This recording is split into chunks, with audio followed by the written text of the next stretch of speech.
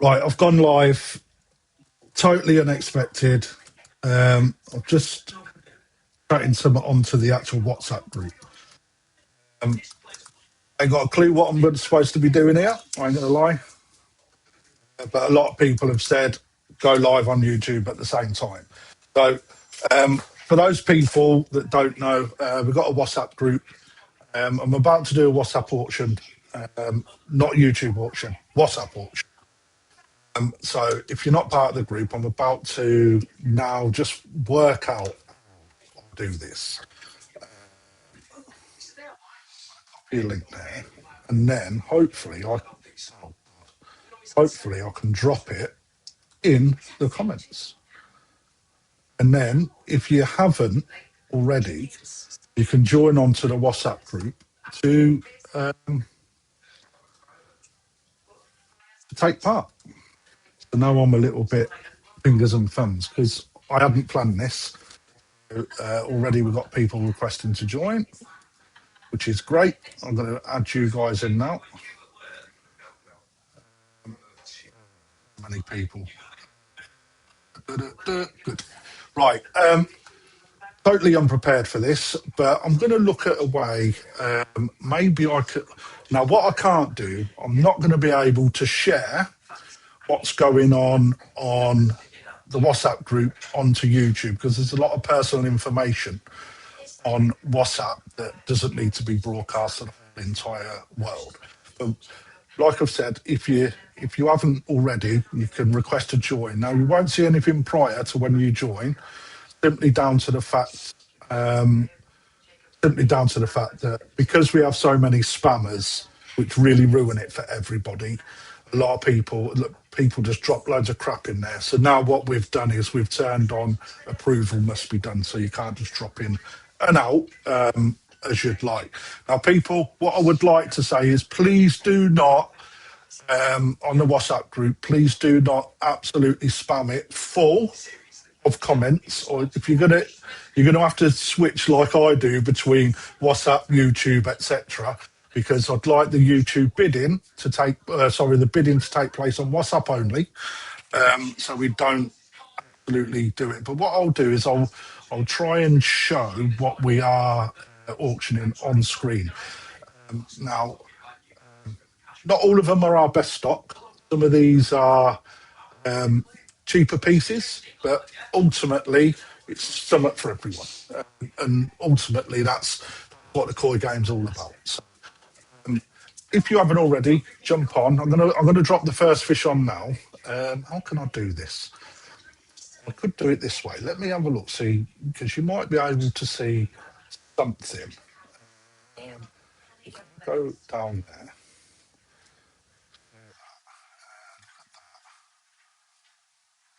We do this one.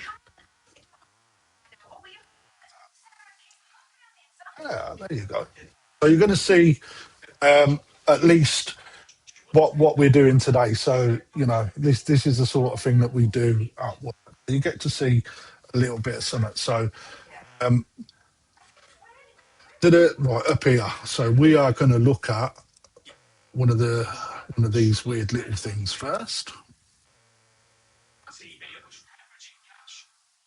Bit like a Matsuba, I think. So no, it's only WhatsApp. WhatsApp auctions only. So if you're not part of it, right? In fact, if I do that, you're not going to see. Right. What I will do is I'll just put the info in here first. We've got an Akamatsuba, is from Otsuka, and it is banging little 15 cm thing, no start or reserve. We're going to run that for 5 minutes, and that will end at 2015. Bear with me, guys. I'll show you what we're doing in a second. That video's just dropped. What we're looking at currently, Matsuba, present best. Maybe I should enlarge that. Be gone.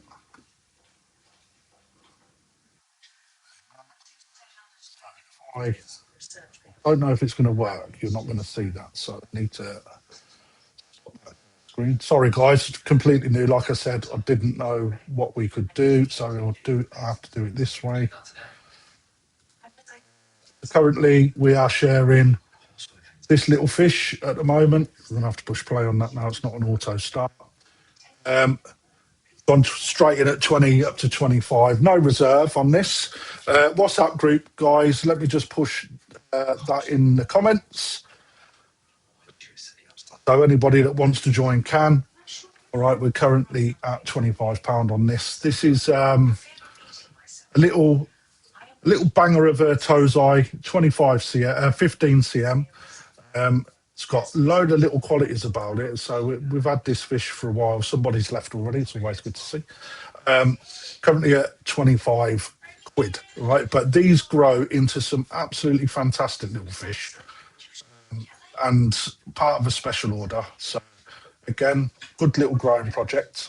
Not worth a lot of money. However, it's in nice from Popeye. However, for what we're asking for these, this one definitely caught our eye. You can see the reticulation in the scale already. It's already there. A nice dark fish. So when that grows out and you get that little bit of netting over the top, they're looking absolutely fantastic little piece. So again, we're only doing a 5-minute auction on these. So what we tend to find is what we tend to find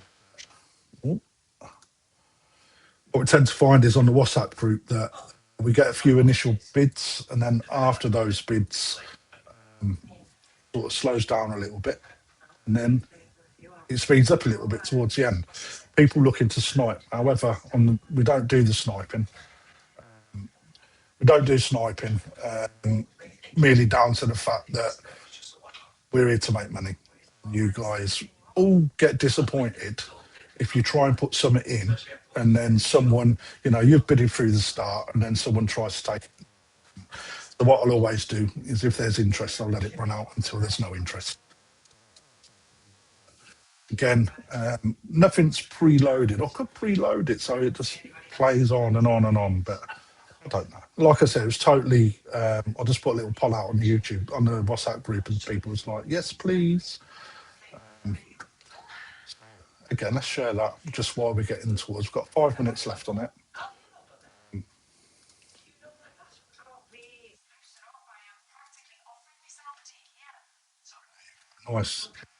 Nice banging little 15 cm Akamatsuba needing to be grown on. And I tell you, if you get this up to 30, 40 cm, this fish, it is going to be a banging little fish for the money. It's currently still at 25 quid. You can't buy that sort of fish for 25 quid. We're at 4 minutes left. I'm just going to put a little warning out on. I wish I could share WhatsApp because that would be cool. However, we can't, so it is what it is. 40 minutes left to get bids back in now. The thing is, I can see when people are writing in there. So what happens is people put a bid in and you see loads of little icons appear at the bottom of the screen and then nothing pops up. So you know full well that people are getting ready to try and snipe. There's no more interest. I'm going to put a 1 minute order on this now, merely because I don't want to be sat here all night for the sake of it. Ollie's in the house. Ollie, do you want to come on YouTube? Say yes or no in the comments and I'll send you a link. Anybody else want to come on YouTube and give me a little bit of company at least, just while we're doing this? Currently with Gaz at 30 then. I've put 1 minute on it because, ultimately there's no point in just sitting about. I want to get a move in so we can drop a few in. 35 now. Let's push play on here on YouTube for you guys. Give you something to look at least. 35 with Leighton. Nice. Hi there, Steve, mate. Again, if you're not part of the WhatsApp group, jump on. I'm going to put the link in the comments.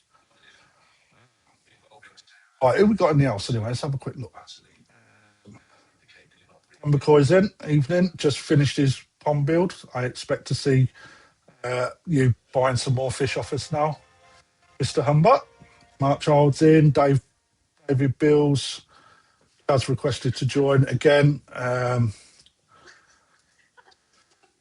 If you just bear in mind, guys, if you're looking to join, all right, you're not going to see stuff that's happened prior.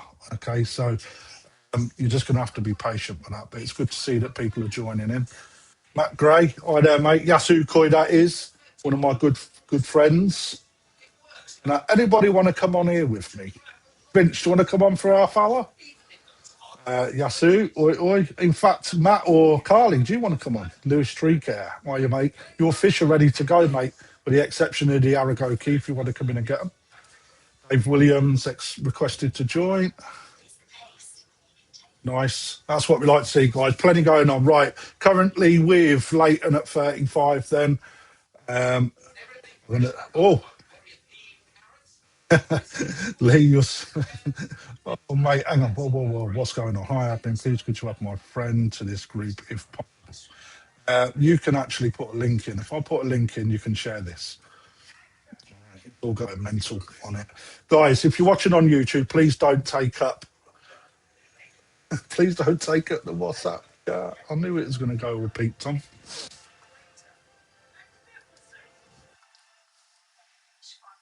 Okay, so we are... let me just forward this video on again. If I can.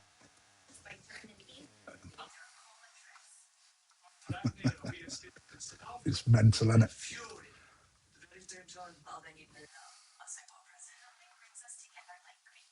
I'm going to drop that video again. Channel. People are aware. All eight.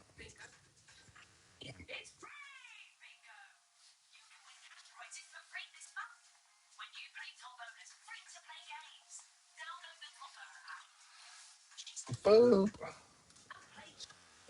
Currently at 30.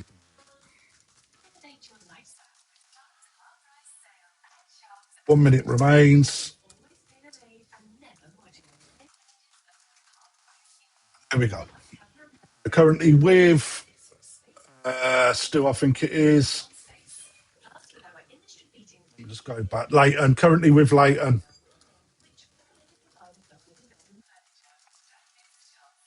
Currently we're Leighton at 35. So got 1 minute. I'm watching that 2016 when that goes, unless there's people starting to bid. Let me just push play on this one. Got loads of windows going on at the minute.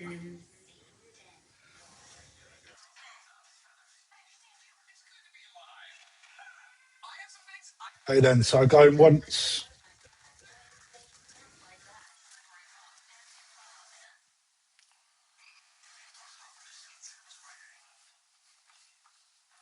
Honestly, God, this WhatsApp's going mental at the minute. Thank you, guys. Really appreciate that if you're watching. 45 people watching. I don't know. I've got too much going on. Neil Cooper in. Quick, Neil, grab a bargain. Going twice then. This is with Leighton.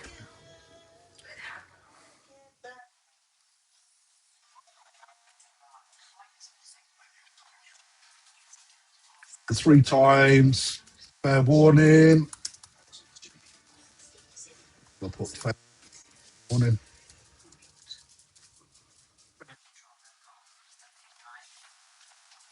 These grow like stink as well.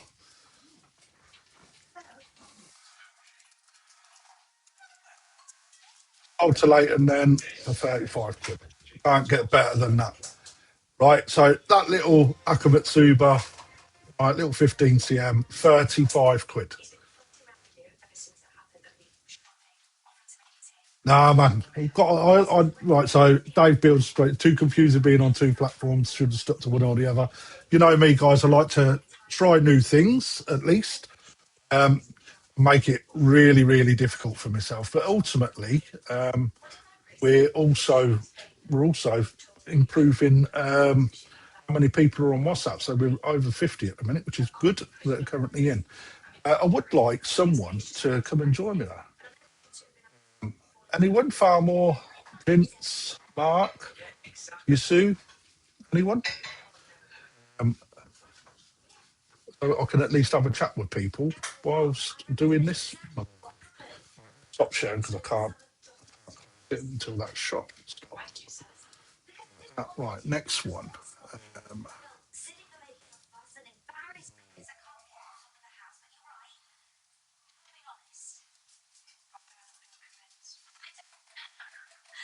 go with this little one.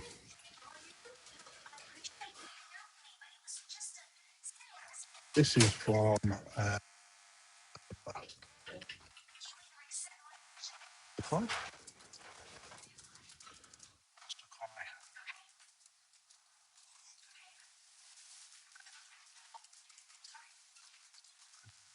let me just look at what the size is and then I'll share it with you guys once I've dropped.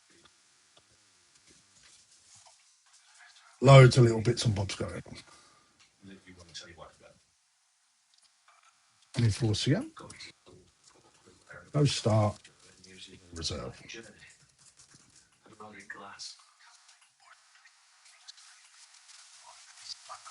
We go like that.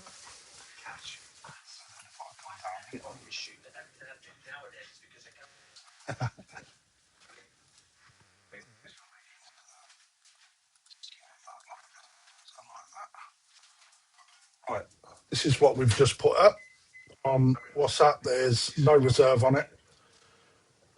I don't know if you can hear the noise. I'm hoping you can't. If you can, you can. Nice little kajaku for a pond filler.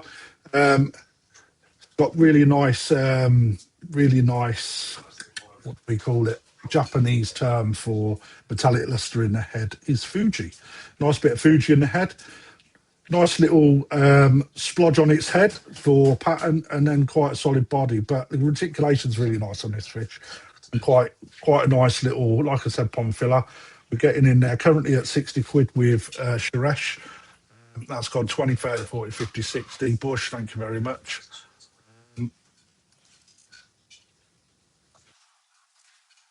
Ollie King, that's just posted on there. That is my apprentice. Ollie, why don't you come on WhatsApp on YouTube with me? Stop being a wuss. Trying to get these boys to be a little bit more public. But again, little 23 cm, I think, 24 cm fish. Again, absolute little gem of a fish. We're going to get into some bit more higher class shortly. I might try and upload a couple WhatsApp to YouTube. More Chloe, he says stolen. I think the missus is burning something. It's a new toaster, so it's got that smell, burning smell. What do you guys think? Comments on that nice little pond filler? Again, wood's grown. What's really nice about this koi is the deepness of the colour. Again, it's going to do quite well. Hey, right, okay. I've got someone going to join me, which is really nice. I ain't going to tell you who. You'll see in a minute.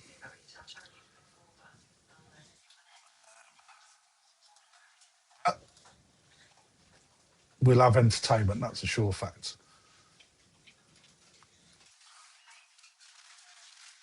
Ellie, be quiet, love. The surprise, people don't know. No, don't guess. You don't know. £80 currently with Colin at £80. Absolutely fantastic little fish. This again. Imagine when it bodies out a little bit. All right, all of that colour's going to come in, and then when them scales start to come and the development comes, and you start to get a little bit of zooming, it starts pushing down into the centre scale. It's going to look absolutely fantastic. Food cream coming over the top, honeycomb effect, no problem. Right. So Dave Beals asked a question then while people are. I'm just going to put a 1 minute warning on this. When did the Aoki koi come in? from a while ago. So they are through. They are through quarantine, but I just haven't had a chance to grade them. There's a lot of people that have come in. Let me see if I can share actually. See if I can. I don't know if I can share them. I don't think. While that's running in the background, if I can just pull some out.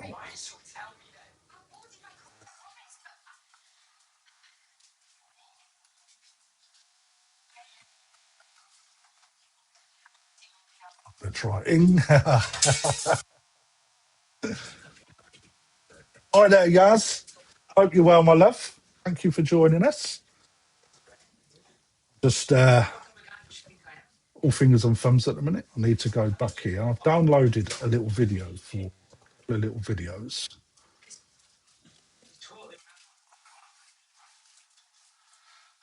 because these are going to go to auction. The fish that I'm going to go, they're going to be on WhatsApp. Don't think so. 1 minute then. Let me just finish off on here, guys. Bear with me. Once.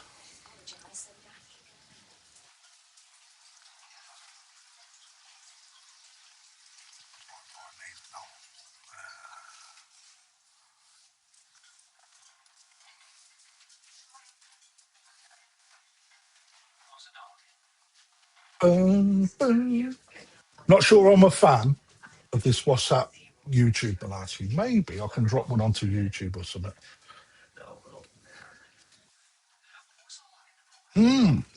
Rick's in at 85. I'll tell you what. Thank you, Rick. Can't believe you've done that, mate, to be fair, but that's banging. Currently with Rick now at 85. What am I doing? I've lost what I'm doing. Okay, that's cool.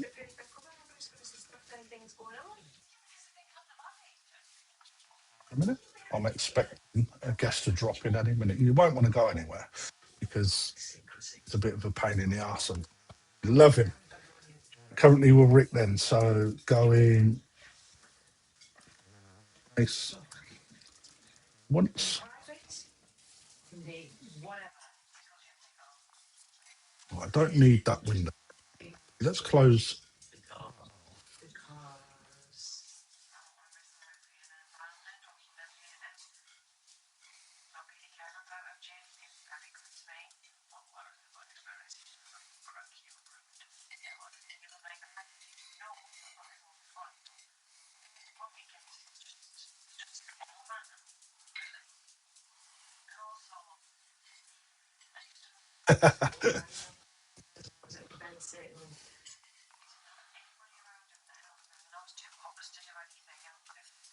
Rick Rick from New Forest is currently bidding on that one at 85.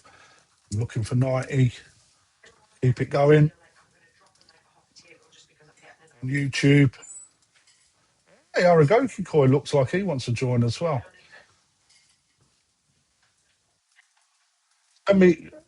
How can I? Right, can I put a link on here? There you go. Jump on there, Aragoki, if you want. Right Bush, then, here he come on, let's is. sell some fish with me mate Crafty. Hey, mate, I tell you, I just thought, right, rather than just sitting here being bored on WhatsApp, because selling on WhatsApp is really boring. It's like, should I go on YouTube as well? And I'll tell you, I made a rod for my own back, mate. I ain't gonna lie. Let's just stop sharing this screen. Hey, don't you like my cup, Hang on a minute, mate. Crafty? I can't. That's a nice mug. At least you've got a mug, mate. I've come straight in from work. She hadn't even offered me a brew. Straight on the computers, mate. So, Callie and Matt from Yazoo Koi, where's that? Going out, Crafty. He looks What do I say? lonely. So here I am. Bless them. They do look after me over there. I think Aragoki Koi might be popping on for a chat as well. So nice, isn't it? I've got Ajit currently writing in WhatsApp because I can't share WhatsApp on YouTube because obviously all of the telephone numbers of people and that then get shown on screen. So, you just got to watch a GDPR side, which is a bit crap, really. But I can't believe it. Who's How in are you the getting on house? anyway? What have you been doing? Me? Yeah. Oh, sorry. Well, full day of work today. Obviously, got to work for a living. I've yeah, I've pushed the build on quite a bit since the last video. So it's all secrets. But yeah, next thing now, I've got Wi-Fi getting fitted. I've got CCTV cameras. I've got Yeah, like that's loads of important. cool little bits and bobs. I've got the Awaz rep Joe coming down soon and all that kind of stuff. Hello, Vince. Hello, Aaron. Who else? Lee Oliver's in the house. Mark Exo's in the house. Oh, God, they're all, yeah? Yeah, they're all on it, mate. It's like they're all on WhatsApp as well, mate. At one point, it was like Viking Coins, yeah? everybody was just sending messages on WhatsApp. You're trying to sell a fish and all the bids coming in, but everyone's talking to Yeah. each other as well. But right, I'm going to drop the next one. Two sold is good. I'm going to drop this So little beast in these now. fish that you've got now, are these in from your last shipment or the shipment before, or? No, so the nothing that we've just had in is through quarantine yet. Right. So this is stuff that was purchased back in November. Right, That's okay, coming cool. through now. Is Darren going to add him to stage? Mr. Hey. Aragoki, how you doing? Very well, thank Hello, you. mate. Lee, do you know Darren from Aragoki Koi? Do I've now. seen him before. We haven't met properly yet. Yeah, so he's done some YouTube videos which are really, really well put together. You know, and Controversial, it's, mate. Controversial. that's not controversial, mate. It's true. If it's coming from me, and your videos are shit, I'd say they're shit. You know what I'm like, mate. It's like it is what it is, isn't it? I'll But your check it out videos are tonight. well put together. They're really, really well researched and put together. So Very kind. I'm going to share this one on here now. Just bear with me. This is going to be a start of 50. I love Vince is People, watching in the bath. Hopefully he's got his Very pump on 50%, so he's circulating that bath water. mate, he's Got his new probably drum on. recycled it out as pond water, mate. You know what Vince is like. Here we go. Right, that's just dropped in. Now let me. How was we doing it before? We was doing it this way. Lee, you're a Goshki fan, I like Goshki, mate, yeah. you see. So let's see if I don't know what's going to happen with us on the screen. I've never had three people when we do this. Nice little Oh, Goshki. Look at that. So, can you hear the noise on that? I don't know what you can hear your end, but No, it's fine. I think I can hear Kelly farting in the background. yeah, she's like that as well. Lee said he could hear you farting in the background. Like she's taken offence. Right, so Lee, 50 you quid cold, start dude, or bid. what? Oh, mate, yeah, a little bit. I like to keep warm. Man, Do you know what I not mean? hot. I'm worth it. You are worth it, mate. Right, just having a look at that, Lee. Give me your breakdown. Right, I'll be honest with you. I haven't got my my big iPad yet, so I'm literally looking at it on my. Let me get Is it looking about that big? Yeah, it's looking pretty small. I can't really. I mean, which farm's it from? Kawakami. Kawakami. I'm not really familiar with Kawakami Goshki, but I mean, it looks pleasant to me. It's got a nice little pattern on it. It looks nice. Pec fins look good. Body shape looks good. I mean, the sumi's coming through on there as well, isn't it? I mean, it's all Yeah. there, mate. It's a Goshki of high 50 quality quid for I'm sure. asking for. 50 Mate, that's a quid. bargain. How many people have bidded? Because you're not seeing it on WhatsApp. Let me get No, back you into can't. this. I'm having a look now. How does this work? So how does this work? So they're bidding on WhatsApp, are they? Yes, mate. Right. Okay. Right, however, I've got more people watching me on YouTube than WhatsApp, which is fucking insane. How many people have you got viewing now, Kraft?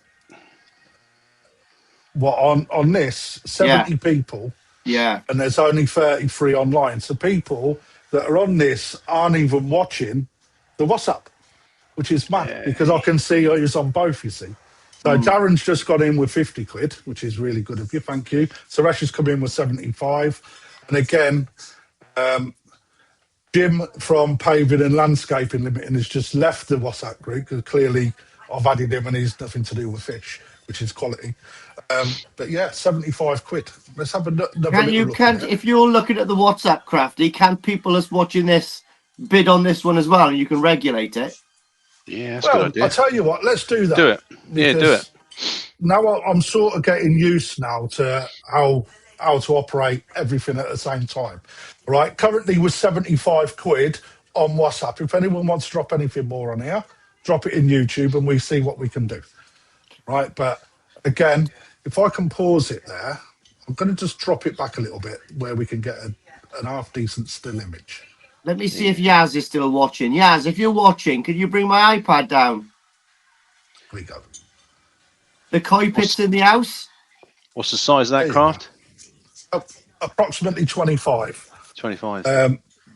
Absolute bargain. Let me go and get my iPad. I'll be 2 seconds. Beautiful little Goshki, mate. I mean, I don't know much about Goshki. I've never really had a good one, if I'm honest. But that one looks amazing. You got a really nice 3-step pattern, haven't you? And fins look really nice and clear. Head pattern, that little tiny bit on the nose as well, looks really nice. Right. So what we're starting to see there is the Sumi development midway. Okay. So with regard to the Goshki, you see a lot of them have a little tash. Right. So and that's when the start of the Sumi starts to come up. You'll see that it sits underlying it. You'll get a little tash as the start of the Sumi, and then it then starts to go down the rest of the body. So this is about midway. So actually, since we've had this back in November, that has already started to really come through hard, which would mean that in a few weeks, few months' time, Sumi is going to come harder. So in time, all these people that are buying Goshki that are already black and red, they're already through their development of the. So the Sumi's already come. This is the development phase, but it's currently with £75 with Suresh. I'm going to give a 2-minute warning because I don't want to sit around. Because I've got a few fish to get through. So they're bidding in the comments now, are they? Yeah, both sides. I'll take bids from both YouTube and WhatsApp simultaneously. Yeah, I think that's the best way to do it, isn't it? Maximise your audience. Yes, well, you know. Yeah, that's a nice little Goshki, that is. I can't do like during the day. I can't go live on YouTube all the time, so it's nice to drop a few bits on WhatsApp. And I want to do WhatsApp only auction, YouTube only auctions, but as you know, Lee, they take a bloody hell of a long time to put together. Yeah. WhatsApp, you don't necessarily have to worry about all of the other stuff that you do with YouTube. So yeah, I'll be honest with you, process up. Yeah, I think the YouTube stuff, I mean, like obviously when Ryan and Gaz, Kev and me do them, I mean, it's a bit of a collective. It is. It's a difficult as a one-man job. I mean, you can do it, but it's a lot easier when you've got a little gaggle of you. It's okay if there's a delay. When I say sold, it's sold. So if we lose money, we lose money. If there's disappointment, people have to understand that, you know. So it's what it is. But nice little Kawakami Goshki there. Currently at £75. I'm tempted to do 80 on it, I must admit, because that is a steal, isn't it? It's a nice, very cheap, 75 quid. It's got a lovely little body on it. I like the body shape. Yeah, it's a pleasing little pattern as well. Three-step pattern. It's very neat. And again, koi show fish, no, it's not a koi show fish, but it's a bloody nice little example. And all these people that are looking for koi show fish, we're going to put zeros after that if you want a koi show Goshki. Don't we, Lee? Because you've bought a few. You know how much they are, mate. Yeah, I bought a few expensive Goshki. You know, I'm about to sell this, so this is going to be sold at 75 quid. You know, the Sumi Crafty, I've seen Goshkis with like light Sumi and then some with dark Sumi. Is that just the different varieties within Goshki or breeder or? Yeah, so it's both actually. When you start looking, you've got you've got some farms that will produce a really light coloured goshki, and it's up to us then to try and bring that sumi out in our waters, because where they rear them, some waters won't bring out. Lee's water isn't.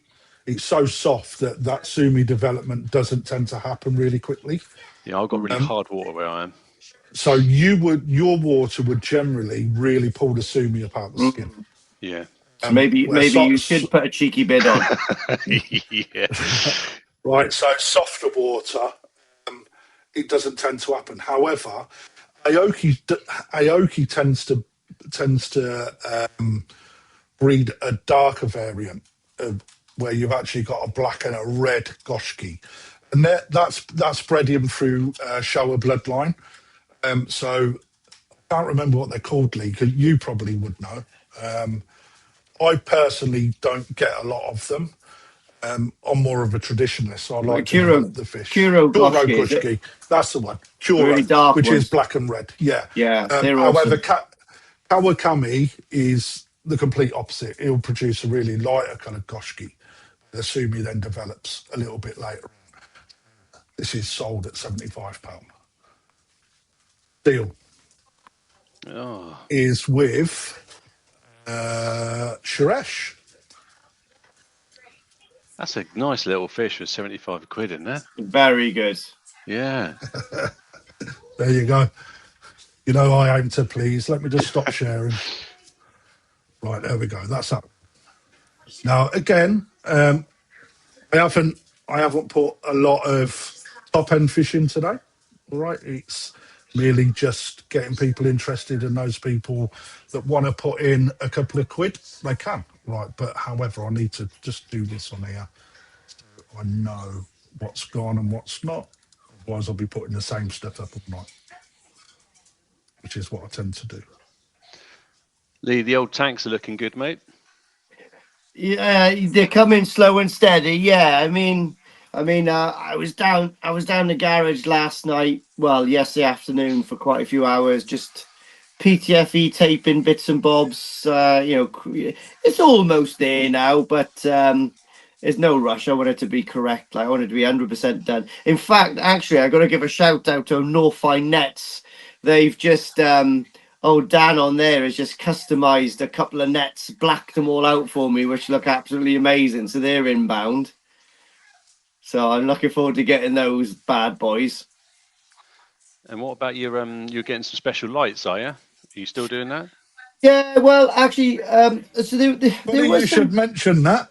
Yeah, funny you should. Did they come in today, Graft? Yeah, mate. So there we are. So actually, we're not going to talk too much about that because, I think these lights are really good. I think a lot of people are going to be interested in the growing lights, and they're a new size made by a German company, isn't it? I think Flugel, isn't it? Fluval, yeah. Flugel. So, but they're producing a larger light. Actually, if you there's another YouTuber, good-looking lad called Chip. He's a brother from a Caribbean mother, but he's trialing them as well, and I think they're going to be really good. But I made a bit of a deal with Crafty that if I get these lights off him, we can do some sort of not giveaway, but some sort of like discount code so people can sort of like profit from it as well. I do like to push a hard bargain when it comes to perfect aquatic. What's the wattage on them? Do you know? You get them in three different sizes. Yeah. Can you? Right. Yeah, so I'm getting I think the the meter one. I think they're really low wattage, to be honest, but I'll go through it all when I actually get them, but they've got their own app and you can control them. They're soft on, soft off, meaning that they come on over the course of, I think, 5 to 15 minutes. They don't spook the fish, and they're pretty good. It's got a full range. There's actually got quite a few spectrums on there that you can interchange on the app and stuff like that. So I'm really looking forward to getting them. And obviously, in an ideal world, I'd have a clear roof and I'd have UV going through, but I haven't. So I think this is going to be as good as I can get until we get somewhere else. But fair dues. Right, so this is no start price, no reserve, but it's on WhatsApp already, and this is 30 30 quid already. So this is a 23 centimetre platinum ogon from Sakazumi. Okay, and an absolute beast of a fish. You can tell if you look at it with regards to structure, look at the head size. Okay, it's got a good distance from nose to eye, which is a good way of understanding whether this fish is going to get large if you feed it enough. It's got a good high backbone. Overall quality of the fish, scale perfect, really good reticulation, and clean as a whistle. So, you know, I see one of these sell for stupid money on Sunday, and we're currently on 40 quid on so anybody interested, start putting your bids in. It's currently at 40 quid now. Very nice. I want to say, yeah, it's, you know, dreamy little fish. Again, nothing too. Well, there's nothing. There's no faults in it, really, is it? It's just a neat fish. It is what it is. No, nice body, nice fins, clean head. Good little body shape. Bright light stink. And they do.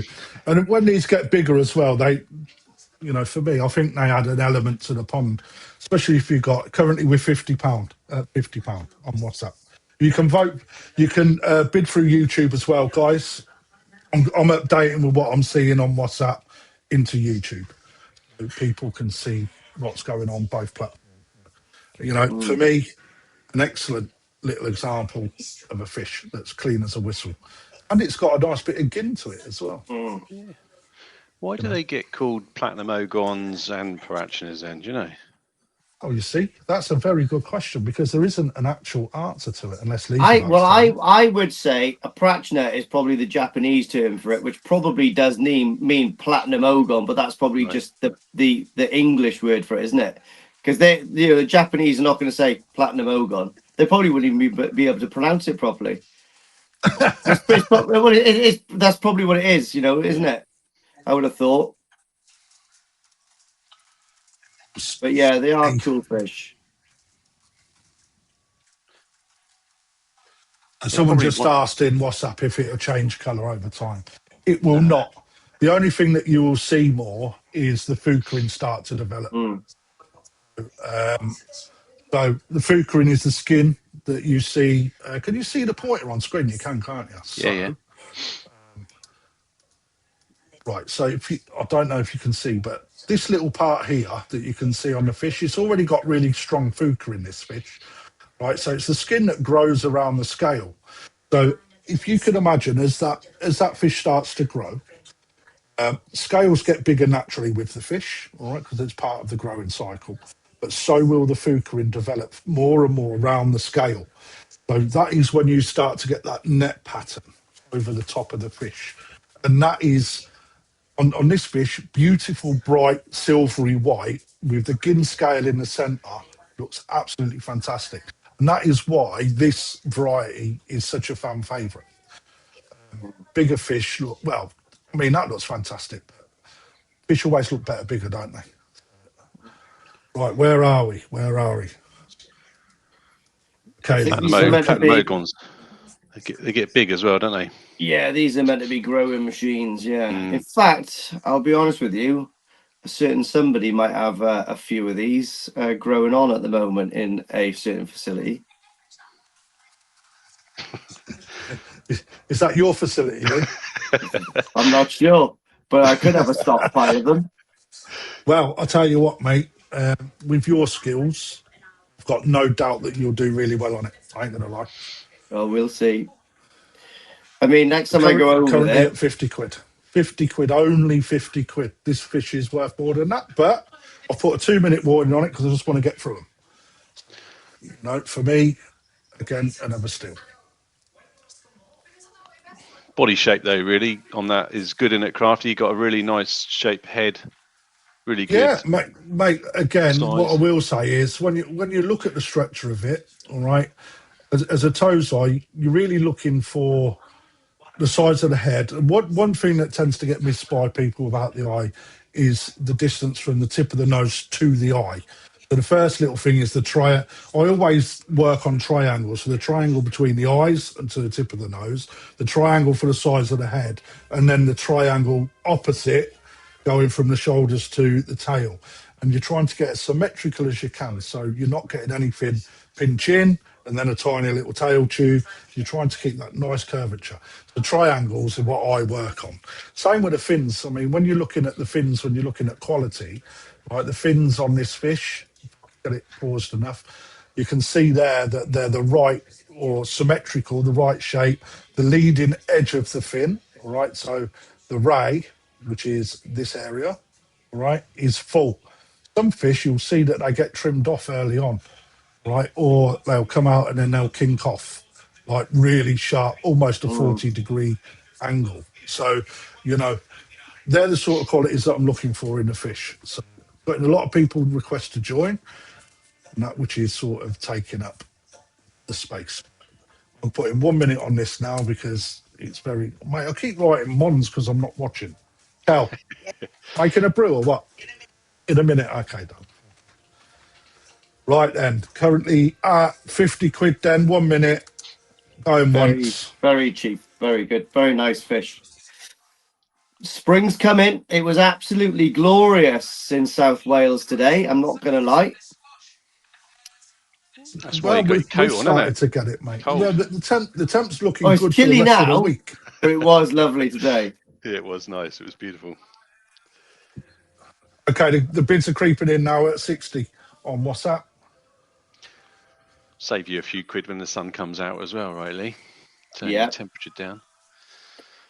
Yeah, I mean, my garage, you know, by the time within 4 weeks, that garage will be roasting inside. It does heat up pretty well. That does. Gone to Now, 80. anybody wanting to bid, you can do it on both, or I'll update both sides. They're at £80 with Justin at the moment. Lee, do you know how hot your garage is going to get in the summer? Bloody hot, to be honest. Right. I don't know. We'll see. Yeah, it's going to be tidy. I don't think it's not going to get as hot as a polytunnel, but it does get nice, like, you know. You got a black roof from the top, yeah. So, yeah, rubber roof on the top. Rubber roof. That'll attract a bit of heat. Absolutely, yeah. I mean, I got a funny feeling it'll keep the ponds, 24 degrees, probably without even those heaters clicking on, I reckon. Yeah, I've got just a basic roof on mine, so it's not like it's kind of indoors, but it's only a basic kind of I suppose it's fiberglass, kind of see-through fiberglass plastic. But that just it's not the same as a polytunnel, but it draws in so much heat. So today it went up to 22 in there today. That's good. Yeah, and the water temperature's gone up to about 13. So it does make a big difference, doesn't it? Yeah, 100%. That was sold to Justin for 80 quid. That's cheap as chips, that, isn't it? 80 quid. Yeah, well done, What Justin. did you sell yours for at the weekend, Lee? I haven't got a clue, and let's just get it right. It actually wasn't mine. I wish it was mine for the price it sold, but it's ace, isn't it? Right, let's have a look. Right, this is a bit of a weird fish, this one, but I think somebody will love it. No reserve. What have I called it? I don't even know what I called it. A curry mono. Wari mono. Renji. Renji Ogon thing. And I'm going to write that in there with Ginrin. I'm sure somebody will love it, and we've got 1 minute on it already. So, although I keep putting 1 mon because I'm not looking at what I type. Again, just a little pond filler. Let's share it, right? And I know that it won't necessarily meet everyone's sort of liking, right? But we got a supply for everybody, and this is. Someone will love it. There you go. In 20 quid on WhatsApp straight. So again, a weird type of fish, but got such a good little zipper with Ginrin and quite a bright little fish. Really metallic scale. I don't know what it is. Mate, I don't know what variety it is. That's absolutely excellent. I love that. It's weird, isn't it? It's a weird fish, which again, someone's asking for the size. I think it is around. Let me have a quick look. Got to do. Is it Oh not no, just an Aragoki? mate. No. I've put it down as Where's it it's not. from? This is from Miatora. no. Yes, mate. Miratora. That must be an Aragoki, unless something else has had a bit of a go at it in the old spawning brushes. It's a 22 cm. That is. I love the color. It reminds me of Ed Sheeran's Inner Thigh Sweat. It's proper. It's proper. You know, like redhead sort of. It's sort of like a redhead playing tennis, a sweaty forehead on it or something. I don't know. I love it. Right, This is stunning. This is. It's nice. It looks really different on WhatsApp, actually, Craft. So if you look at it at WhatsApp, it's completely it's probably different better looking, isn't it? better quality. Yeah. Yeah, that's what happens on YouTube, because on YouTube they're filmed in 4K. Yeah. On WhatsApp you can get a really good Mark was in there before you, Lee, and lucky mate. I've got it, 50, mate. I actually really like that one. I'd have that all day long to grow on.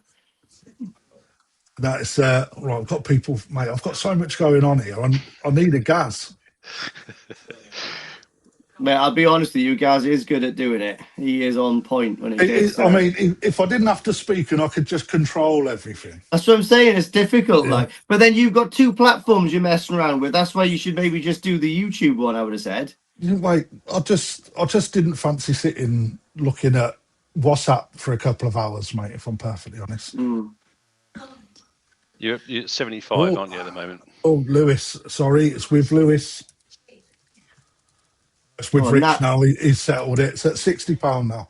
Starting to get the bids coming in. 65. No, it's not. I've put 75 already on. Oh, yeah. Mate, I ain't seen it. So it's with 75 You'll do anything on this not side. to give me a bargain. Mark's on it for 80 quid now. So it's with Mark at 80 quid. Starting to go now. I saw a fish with Mark Ypoutube. I saw a fish just like this the other day on the Koi Perspective. They were talking about the weird and wonderful, and they had a char sui on there, and it looked identical to this. This one's got a little bit more metallic in it. Yeah, well, I listened to that yesterday, actually. You know, and one thing I will say is a lot of weird and wonderful coming out of Japan. However, I think that, Joe, this is feedback to you. Stop with your clickbait titles, man. Right? Because every fish has got a value, man.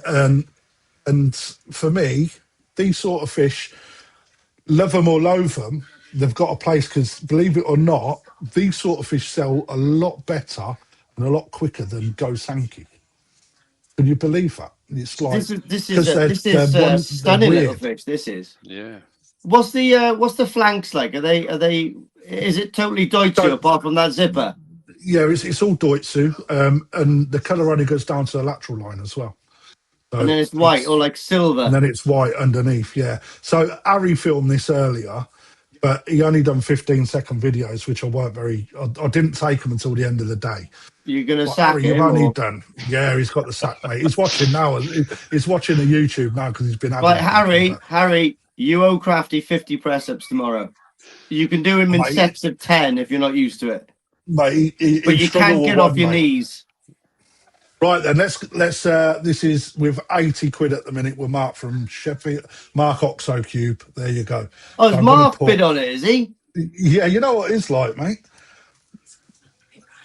Right, I start wrapping it up because the bids are dried down or up, whichever way you want to go with it. 80 quid. I think that's a fair offer. I ain't gonna lie. But again, if anybody fancies it, let's put another £5 on it and see what we get. Not my usual sort of. What I could do is I could download. Could I download a couple on here while we're waiting?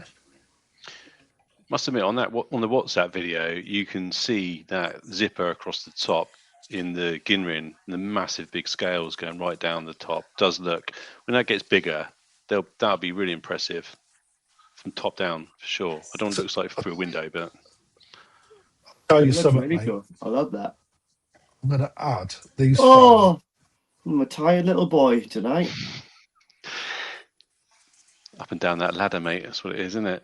Daisy It chaining. is, oh. No, it's in the bloody tattoo shop at 6:30, drawing, ready for 10 o'clock. It is. Oh, Is that what you're doing, Lee? Yeah.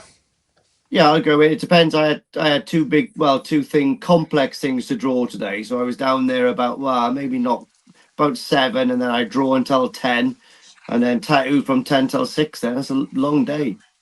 It's not breaking rocks in the hot sun, mate, but it requires some concentration, you know.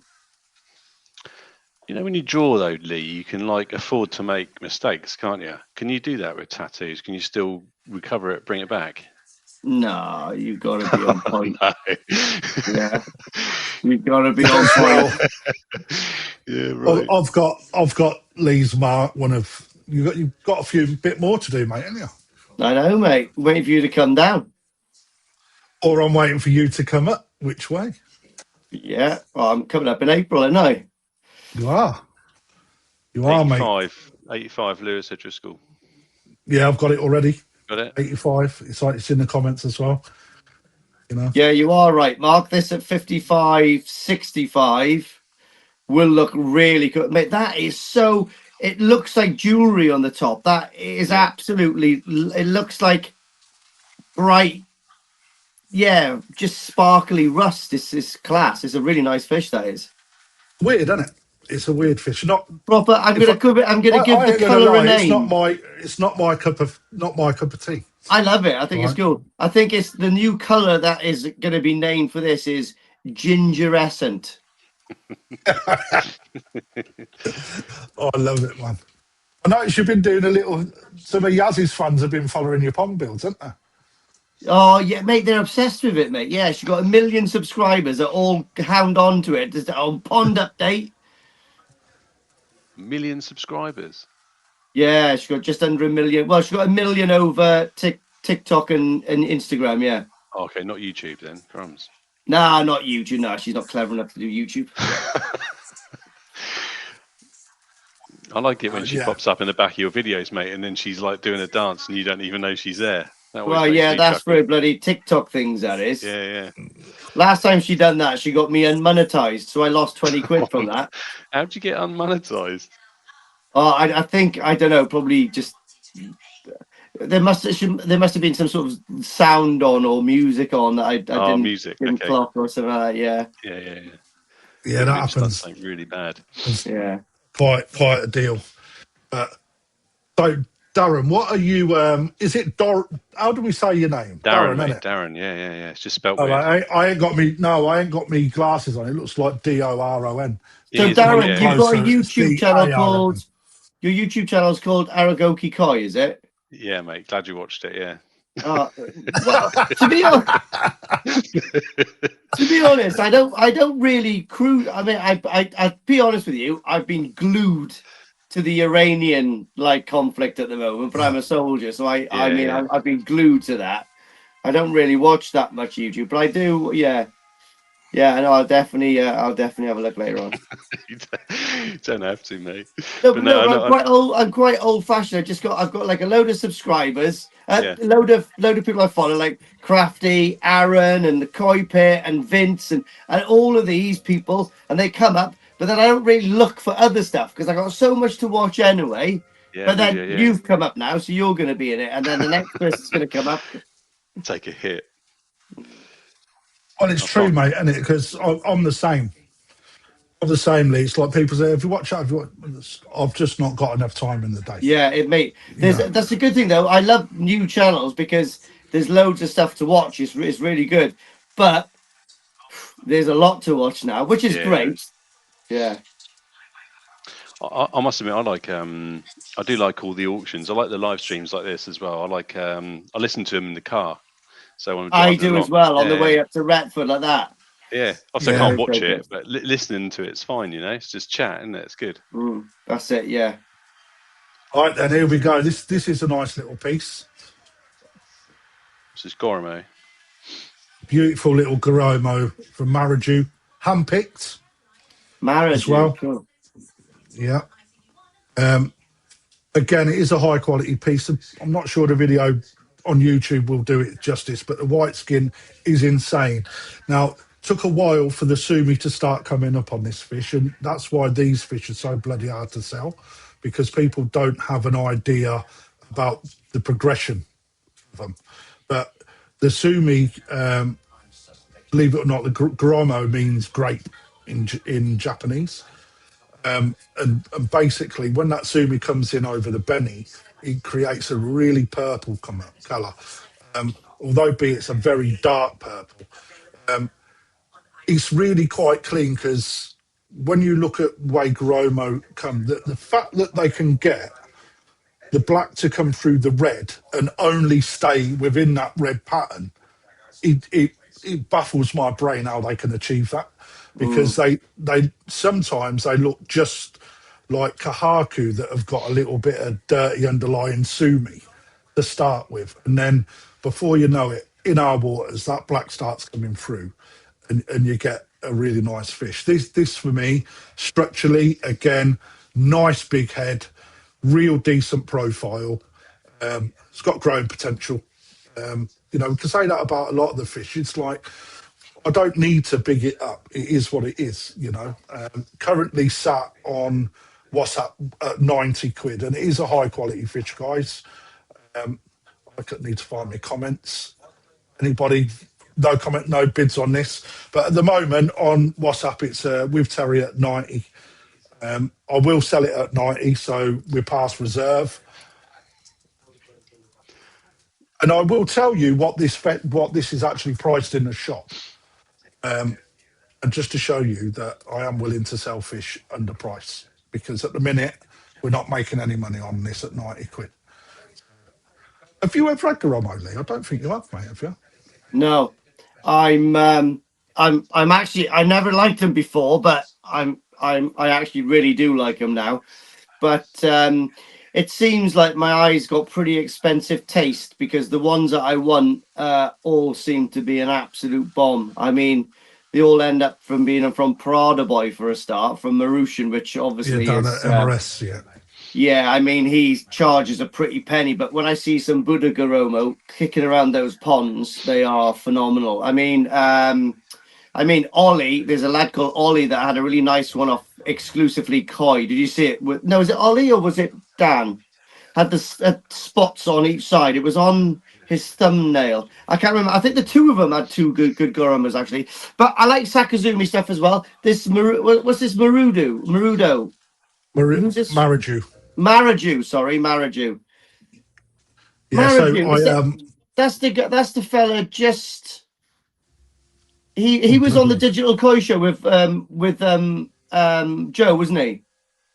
I'm not sure, mate. Yeah, he done it with Edgy. Yeah, I've been to him. I've been to his place.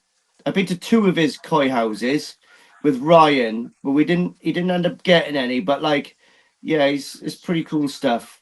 But I do like Goromo. Yeah, there's two brothers, both under Maraju. It's like I dealt with a younger brother. The older brother's a bit miserable. The older brother I'm thinking about. Yeah, but the older brother's quite a miserable guy. Hard to deal with. Yeah, so. yeah. Ryan almost had words with him. Yeah, I can remember. It was a bit, yeah, tumbleweedish. I'll tell you what, Mark is so on the button. Is that how much it is it? Right, that's because he bought one of these off me and he knows how much it was worth. Get yourself a steal, Mark. Get yourself a steal. Right, so the currently with Terry at 100 quid, but Mark already knows the price and he's just put it on there. So I will sell this at 100 quid and I'm on a 2-minute warning. I've put Mons again. How good am I? Because I'm not looking at what I type, you know. But for me, again, an absolute belter of a thing. Hard to sale, nice. Just because it's in that sort of in-between phase during development. Still plenty more to come. We expect that sumi will start to push out on the head more towards the edges. But it takes time. You know, too many people want finished fish too quickly. And that's always the hardest thing for a dealer is to get that element of trust of what the development should do. Now, we can't put a guarantee on it, but we understand the phases of development with fish, so that is what our expectancy would be, and for me, 100 quid for this is far too cheap, but I will sell it. It is a nice Lee, fit, but the Saroji is really good. The pattern's really neat. I mean, the head is very white for a young fish as well, to be honest. yeah, structurally, it's actually a really nice fish, I ain't going to lie. So there, like you're saying, you're just waiting for the sumi to flood out. It needs to go to someone's pond to grow out. That's ultimately what we're doing. Now, Lee Oliver's just put a comment on there. Lee, I thought I'd come back to you, mate, but Nawasagi, the day that you asked me to send over the pictures, the day prior, they'd been sold. So you was just a little bit too late. It's like one of them things. You have Snowasagi in the shop, and then you struggle to move them, and then all of a sudden everyone wants one all at the same time. So right, I'm going to go in once on this one. It's only 100 quid, guys. For me, it's a bit of a steal, isn't it? But Yeah, Mark it is is, right. It's at 105 now. 110. Especially if it's marked up at 295 in the shop. Yeah, and it is, Lee, 295. All my Gromo, the ones I've got are 295. Obviously, it's one of my first auctions for a while, so I'll being quite generous. Does Sumi only come up on the Benny, does it? Yeah, on good Gromo, yeah. Right. Otherwise, if it starts coming up in the white skin where there's no Benny, you've got a bag of shit, basically. £115 currently with Coven. It's weird, isn't it, how the black pigment only comes up in the red then? That's what I mean. I can't get my head around how that works. No. I think half of these varieties, when they I think they have got a fair idea, the breeders, what they can achieve with what they're mixing. But I think something like this must just be a fluke. You know what I mean? It's yeah. Can you imagine the amount of culling they do to get to? Yeah, but how can you conceive before this variety existed? How can a dealer go, right? I'm going to produce a white fish that looks like a kahaku, but after it starts developing, the sumi is only going to come through the belly, not totally disappear, but it's going to make like a maroon purple color. What fish can I mix? They haven't done that. They've just let something mate, and they've gone, oh look, this is a happy mistake, and then refined it properly. Possibly, but I don't think something like that could be. I mean, okay, listen, if you've got a kahaku and like producing a Sankey probably can be thought about and sort of achieved, with some intelligence and some knowledge on breeding different varieties. But something as exotic as that, to come up with that idea and try to pull it off, I mean, I think it's mad, isn't it? I think that's probably a fluke, but a happy mistake, basically. Right, let me just put your that WhatsApp in. link, mate. Yeah, let me just get this to the link. I'll drop it into Dave. I'll drop it into the comments, mate. That's the WhatsApp group link. Anyone that's not part of it, if you request to join now, I'll add you on, but you won't see anything that's happened prior because it doesn't show you what's been written. So, right, that's going once for 120. Amanda Smith. I thought she was already in, Amanda. Wait, I tell you what, Yasmin's makeup room has not got some weird stuff. Look at that. What is that? It looks like it's a silver shark fin with like a little hard rubber roller, which I take it must be for that. I don't know, mate. You can do anything with that, can you? I mean, and you don't even know what else she's got here. Makeup these days is just absolutely mind-blowing. Going twice then. I actually know what that is, Lee. That's one of those things you put in the fridge, mate, and then you use it to roll it in your skin to actually make the skin go cold, close the pores. Oh, is it? It Do could you be. know that? How do you know that? And my wife's got one. She keeps it in Oh, the there fridge. we It are. annoys me. Then. It falls that out old of the fridge. chestnut. Yeah. Yeah. I've It heard probably that actually that before. makes sense. Yeah. Yeah. I've lost me Doesn't WhatsApp. Where's help my with WhatsApp? growing hair. I'll tell you that, mate. Yeah, that's strange. That WhatsApp's just crashed on it's my for computer. scratching your ass. No, it's not. My missus new quilts for that. She went mental the other day with little brown patches. I had to give him money to get another quilt. I said, just get a fucking brown quilt then. Just match it to the stains. What's that? I heard what you said on Yaz's video thing the other day. Well, I've caught that from you because you scratch your ass with white towels in hotel rooms. I know you've made me do it, but I do it with the white quilts. But I just said, listen, buy a Karashi coloured quilt and we'd be quids in.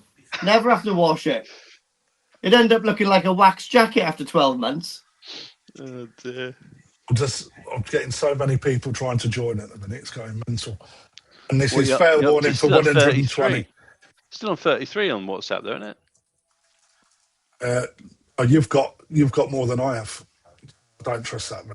No, can't trust that. If there's loads of people joining, can't still. Yeah, still saying 30 online. That's it, mate. This is my morning routine. Yeah. What are you doing, Darren, for the new season? Have you got any plans?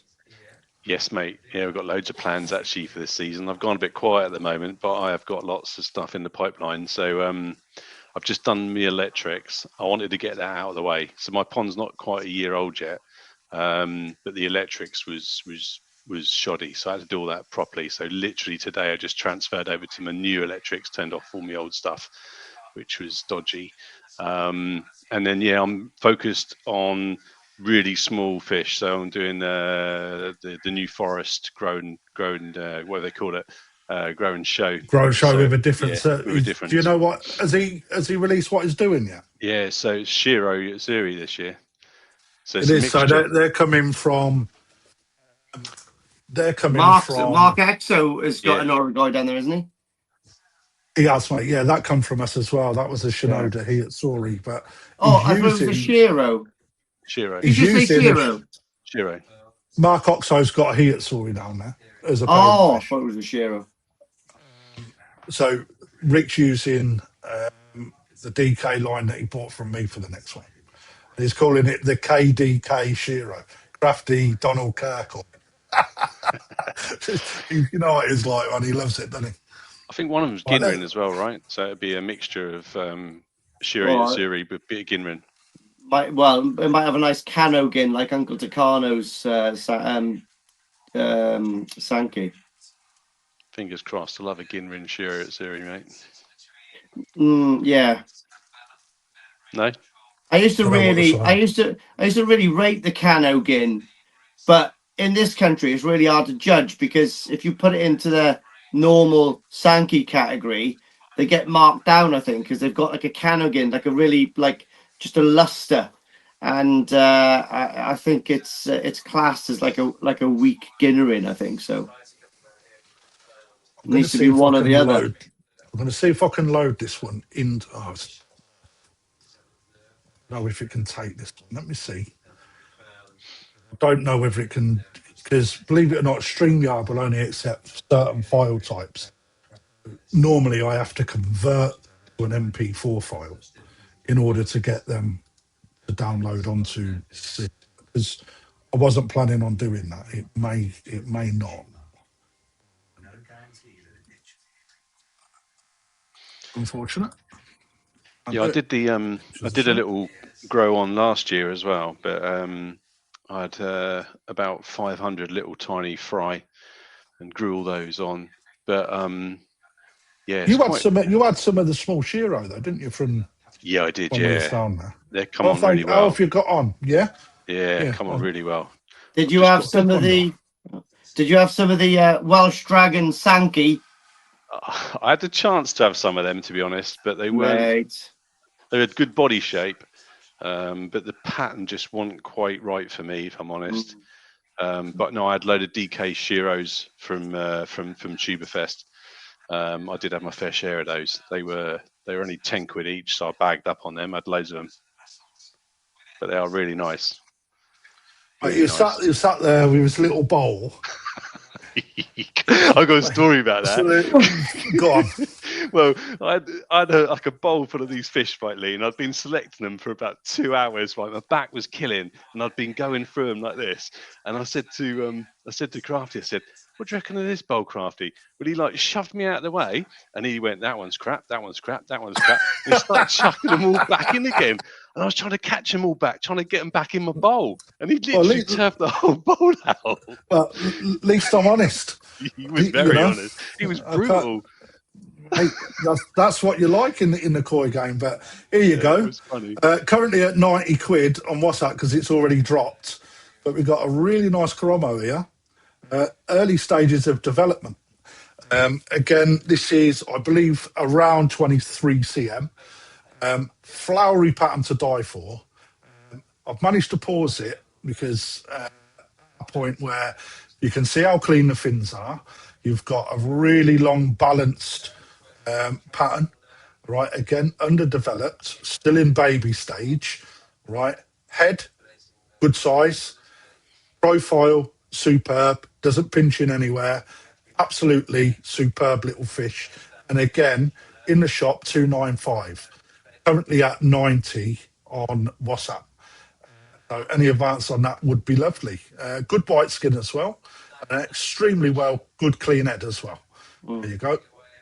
Let's move this out of the way because I forget you get to see this bit, don't you? So it was recorded this way because it's for WhatsApp. And most people use WhatsApp on the phones, don't they? So YouTube, it's generally the other way.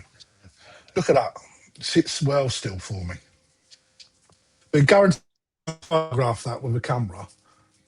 It would be swimming backwards, turning upside down, looking like a C shape, and then when you snap it, just flicking the tail so it bends, you know. But as it goes, an absolute steal. This is really cheap. Really cheap. What camera do you use in the shop, Craft? This is done on my iPhone. Oh, is it? Yeah. We have got the same camera as Ryan. It's letting the young lads try and use it. It's really difficult, mate. They know how to use their phones. If I was to edit this and really put the brightness up, it would change the image a little bit. It looks quite dark on YouTube. On my telly, because I've got another monitor, and on my phone, it looks completely different. To be fair, an absolute. No. What's the difference in Crafty with this one and then the Gourmet? There's different types of Gromo. You've got your, what some people call, it makes me smile, AI Gromo. Your iGromo. iGromo. Your Gromo, your Budo Gromo, your Sumo Gromo, that's 4 types. I think there's 5 in total. It's just how they develop and what their finish is. So your Sumi Gromo will be really black. Your Budo Gromo will be black. Your Cromo will have less sumi, and generally when it starts to come through and then start to darken the edge of the scale, so you get very similar to a Goshki where you get the robing on the scale. So you start to get that. So this is in the early stages. Currently at just another bid in. No, I've had Pretty Koi from Tony Brown, the Yorkshire Koi. Oh, you got a cup of tea coming, mate. You have. Mate, it's been a long time. I've only been at home since what? Got a dry throat. Real dry throat. I've got 2 minutes on that. Currently at 90 quid on WhatsApp. That's too cheap. She's a good girl, Kelly is. Kelly could do a lot better than Crafty, but she just feels sorry for him. It's not. It's quite true, actually. Yes, they like each other a lot more than they make out, because last time I stayed there, I had to put Amplivox on because the noise is coming out of that bedroom. Mate, you'll be pleased to know, Lee, it's all kitted out in there now. Oh, good. When I stayed there, I felt It's not like Mark Hoxo's padded cell room. I know, mate. I felt like I was doing porridge for the night. I was like that, just in like a white room like that, listening to Crafty and Kelly spawning in the room next door. He's probably got spawning brushes and all sorts in there, hasn't he? Oh, don't, mate. Honestly, God. Spawning brushes everywhere, mate. I tell you, the thing is, though, when you share a room with Lee, it's, as you can imagine, he's a bit of a handful at the best of times. Even worse. Like, the amount of rooms we've shared together in the past now, Lee. Yeah, I mean, what he's trying to say is I walk around naked and swing my nutsack around. But that's just me. He's like, oh, put it away, boy. Like, the howler monkey was the best one ever. I wake up and I stretch to the howler monkey. Even Evo likes that one. And did you show it to him, did you? Yeah, in the windows of the new Atari. Oh, no, not the howler monkey. I turned around and I was pendulum my balls and then looking between my legs. And he was like, oh, Taff! I'll put 95 minutes on there. It's currently on 95 WhatsApp. Too much going on. But I love the new Atari, mate. If there was someone on the street looking up, they would have had one hell of an eyeful. Tell you what, you wouldn't have had any pendulum this time round, mate, because it was cold. It was, mate. The snow was ridiculous. Even down in Nagioka, mate, it was deep, mate. Like, you know, yeah. 4 to 5 foot, and then going up in the mountain is just insane. Yeah, God, I missed it. Right, that one's going twice. I'm gonna get over there for October, though. Too cheap, that 95 quid. What is that, Lee? Is that an army thing or something? Like, is that Marines or something? You have to strip off, don't you, and run around naked on your first day, don't you, to get everything out of the way? Mate, honestly, if it wasn't illegal, I'd walk around naked all day. I don't care. I love it. But when I go fishing to strange countries with like a group of my mates, I just fish naked. Last time I went to Gambia, I mean, honestly, the top of my willy was red raw like that within about half an hour. I just walk around naked fishing. I love it. I love being nude. It's fantastic. I got nothing to show. In fact, it's pretty pathetic, but I like it.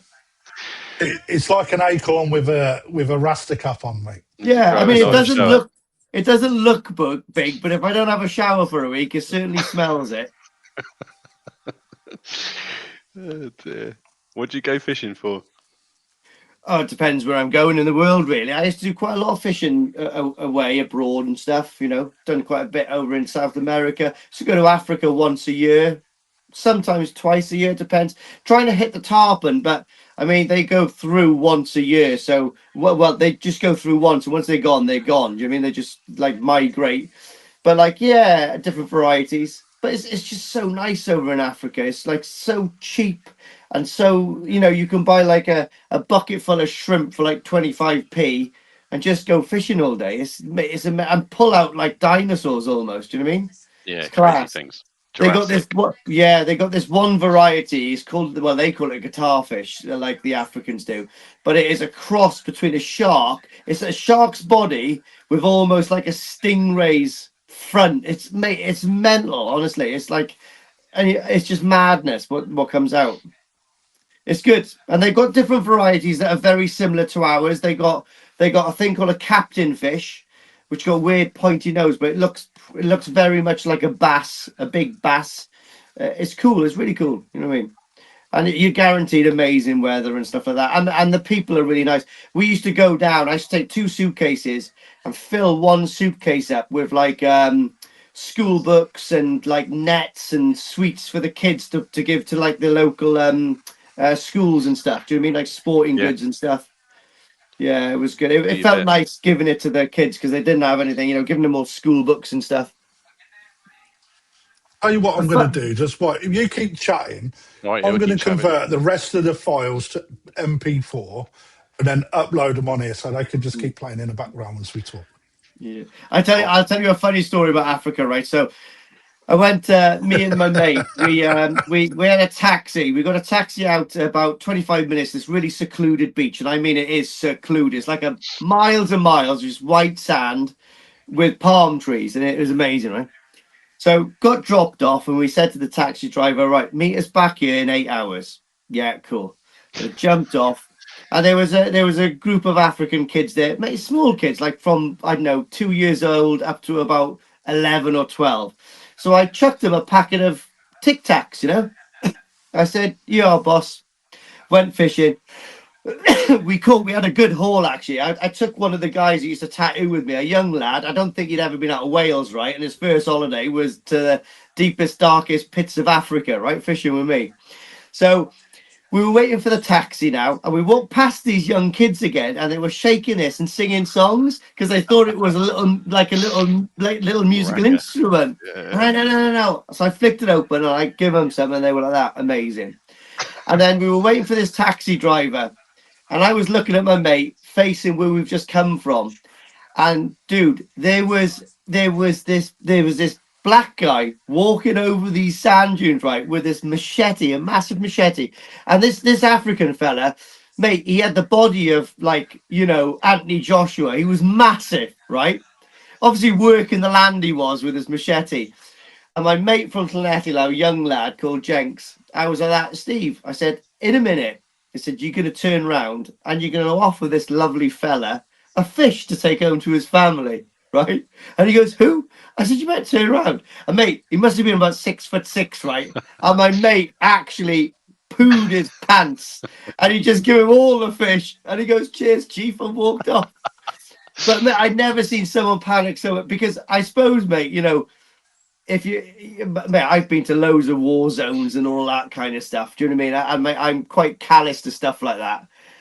But to someone who's never seen, yeah, a sinister looking fella walking over a sand dune with a machete, Yeah. yeah, mate, honestly, he had a hell of a suntan, but he turned white pretty quick. He crapped himself.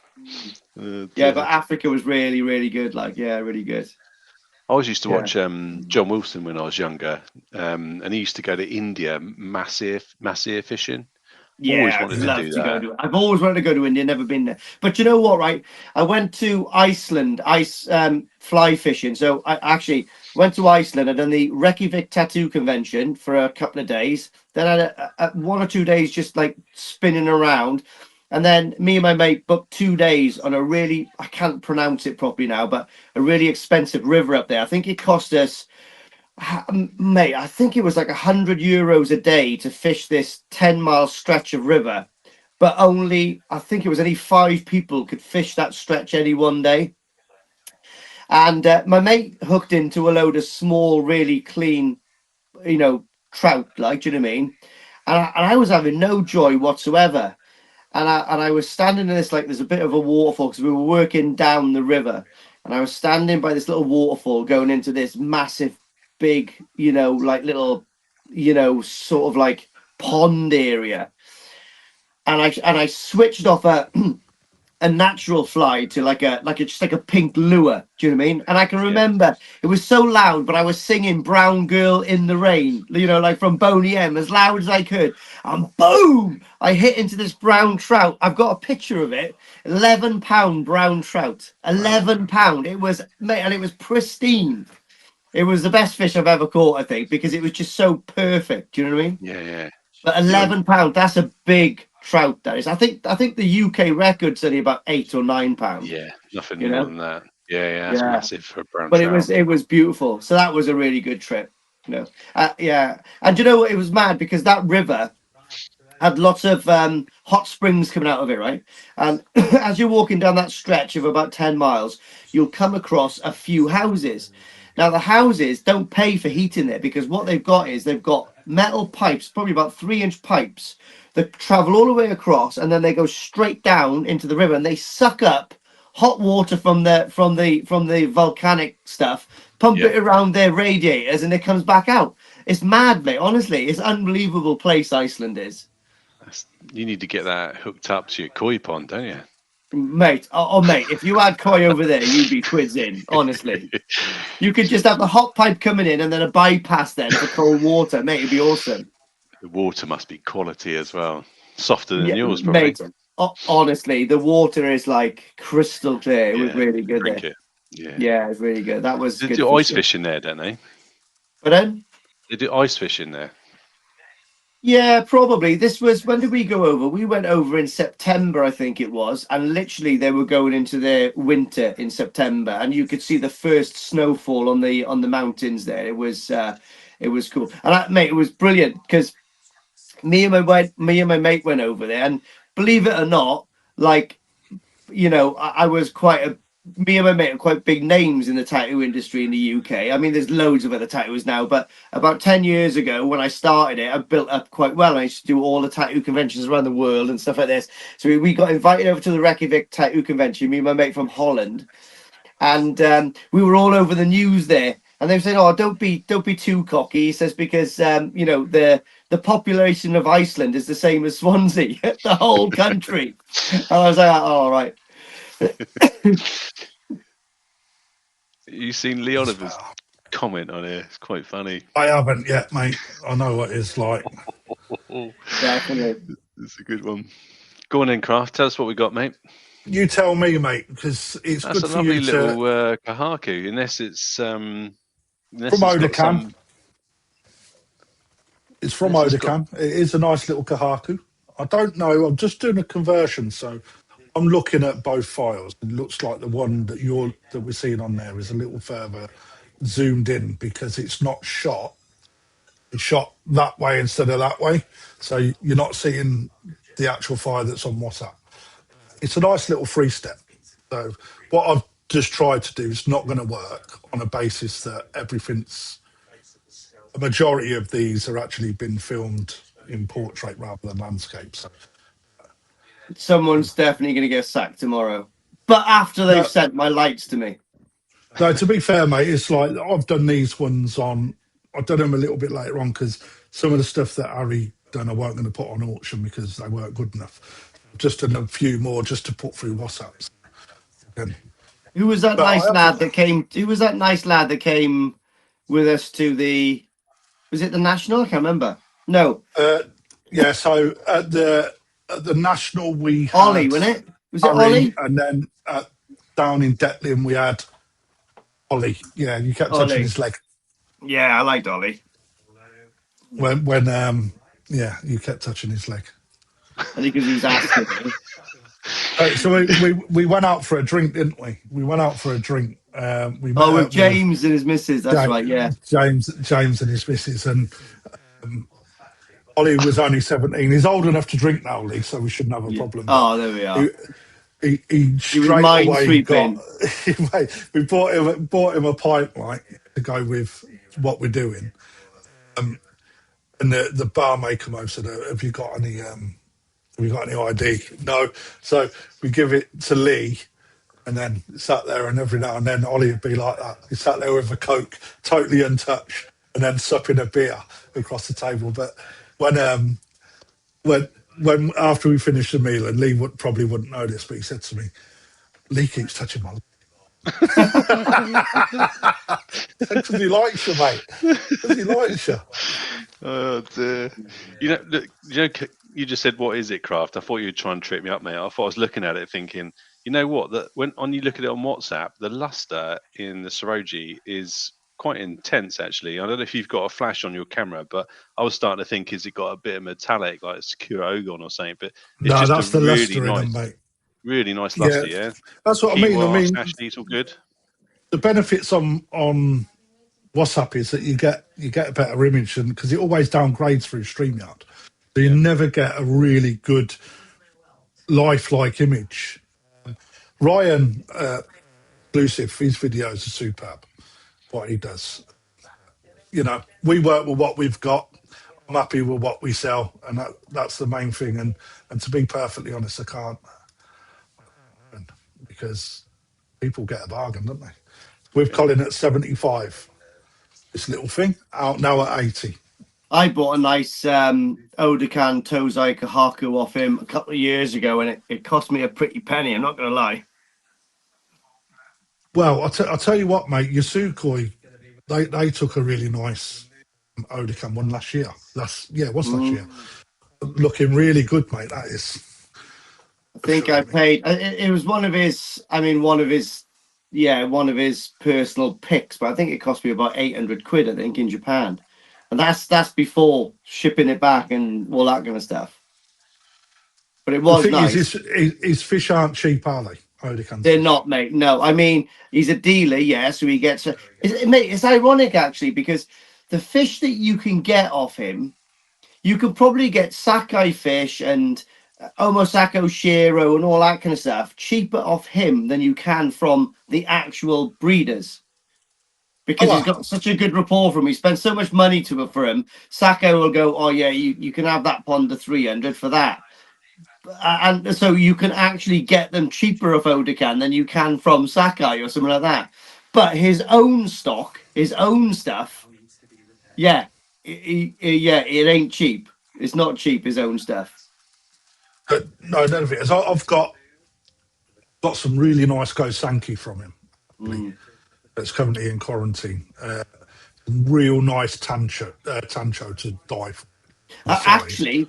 Actually, out of interest, so this Kahaku actually probably so last year, October last year, Odakan came in the back with me. We were drinking lemon sours all the way down to Yoshino, right?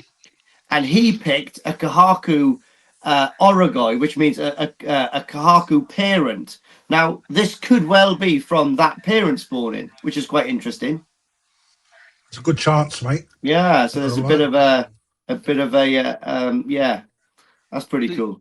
You know the luster you're talking about, right, Crafty? Has that got a tiny little bit of gin in it, or is that literally just the luster? No, so people get confused with that quite often. So gin is you can't class a gin fish or a ginrin fish as ginrin until the top 4 rows of scales are completely gin. Right, so you will get a gin or two in good quality koi, and it derives back, believe it or not, to a Matanoski bloodline, which goes back quite some generations. And every now and then it'll creep into patterns.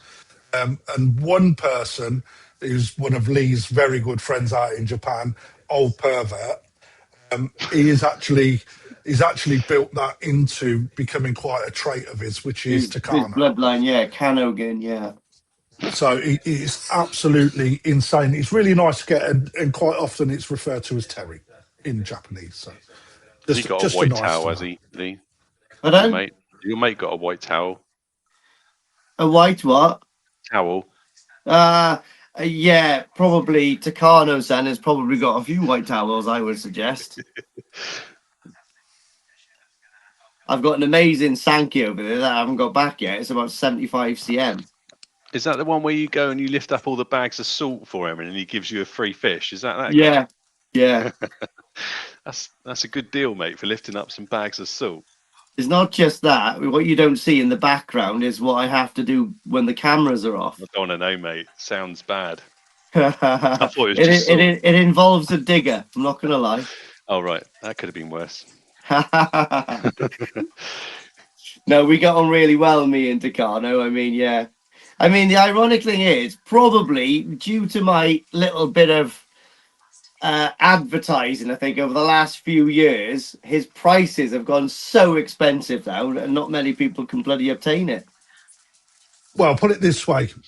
When I was there in February, I was on the hunt for Sankey this year because I didn't have many Tozai last year.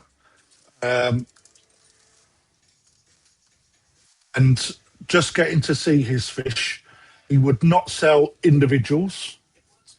And if you wanted to pick, they was probably 3 times too much, to be perfectly honest.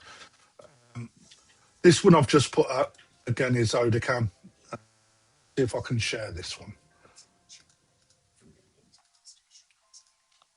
I've sold a couple while we've been chatting, to be honest. Yeah, see. That's a nice little 4-step there, isn't it? Let's take that background off. Come over here. That down. Now, there's only one little. It's not getting a lot of interest for some reason, but this is a fantastic little fish. Small little bit of secondary bennet coming up on the nostrils, which has knocked this back a little bit, and you've got a little bit of bennet leaking into the tail fin. But you see past that, you've got quite a nice balanced little kahaku there. Currently sat at 25 quid, which is around 23 cm. Right? You know, again, a good little learning fish to actually see where it goes. You know, technically, just push play on WhatsApp. But in this one, technically, it's not going to win any koi shows. But you can already see when you look at the structure. Move that down. Lovely big head. The head is where you always start when you're looking. Right? And this part here, the eyes into the nose, it's like that triangle, right? It's not if the nose finished there, right, the triangle wouldn't look right. It'd be too short in the final point. If you bring that line down there, you've got a really good, decent equilateral triangle, which is something that I'm always looking at when I'm picking the fish out, because if you get them too short, you'll end up with a dolphin nose, and they look fucking a little bit weird koi as they get bigger. It's not overly noticeable in toes eye, but as the fish gets bigger, it becomes more prominent. So now when you look at the triangle in the back of the head, like the whole of the head, it's massive, right? That is the feeding machine to the start of the koi. And then when you look at the structure for a small 23 cm fish, it's very thick set into the tail tube, where the peduncle is not thin, not too thick, because if it was too thick, it'll end up being too short, right? So that is a very good profile. When you look at the set, like the last triangle, I'm looking for long sides and then short in there. That part is what I'm looking for, but it doesn't want to be too thin in the end. So as it goes, structurally, perfect fish, very pleasing pattern, with just some little, like, not ticking the boxes that koi show people are going for, such as Benny in the tail fin. But other than that, it's a perfectly good fish. It's currently at 80 cm with Sharpie on WhatsApp, which is, I'm not going to lie, that's a good price. I'd expect to see about 100 quid on this. And that's how honest I am. I'm not looking for anything more than 100 quid. 100 quid, I'd just put the hammer down and say sold, because I don't want to take too much money. Because it's got small imperfections that doesn't take it above that, in my opinion. But it's a bloody nice fish. And actually on WhatsApp, you'll see that the fukarin is really strong on the fish, and the benny is really thick as well. You know, nice little fish. Yeah, absolutely. Nice little fish for the price, for sure. And nice breeder as well. I like Odakan. He's a cool guy. He's a cool guy. So, and he does use top fish for his parent as well. You know, and then when we're looking at pricing koi up, right? So this is where the dealer takes a hit, because the secondary benny, when that fish got picked, wasn't there. That appears a little bit later on, right? So the longer we keep it, the more risk we get. We want that sort of thing to happen in your pond, right? Because we can't guarantee that it's not going to happen. We hope it doesn't. But the longer we keep it, that benny comes up, it reduces how much his fish is worth. Now, normally I'll be looking for about 220 quid for that, but because of the imperfection coming up on the knife, it comes down in value. It's quite simple as that. But I'm going to put a 1 minute warning on it. You reckon that's going to sort of split to a 4-step, or do you reckon it will stay as... No? You're not a big enough break? Nah, and that absolutely class is Maritan or not? That's a Maritan, yeah. So Maritan being a spot on the head, mate. But yeah, that is totally right. Yeah, a lot of people, they think that this part here is, as that fish grows, that's going to separate. This is far too thick here. This will widen out, but this will solidify probably a little bit further down in time. You know, for me, this bit here is the bit you're not going to know. That may stay like that. It may increase. I don't know. But, you know, nevertheless, really good learning curve. And this is actually quite good. You can actually really see the size of the head on this fish when you look at it. This is going into the tail tube right on the extremity here. Right, this is the main body part of the fish. Look how much of that is head. Yeah. Right, and that in itself shows how much growth you've got potential there.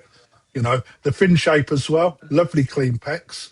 Again, leading razor excellent, clean pecs, and a good shape both sides. All right, these are the sort of things that you need to be looking at when you're choosing your koi.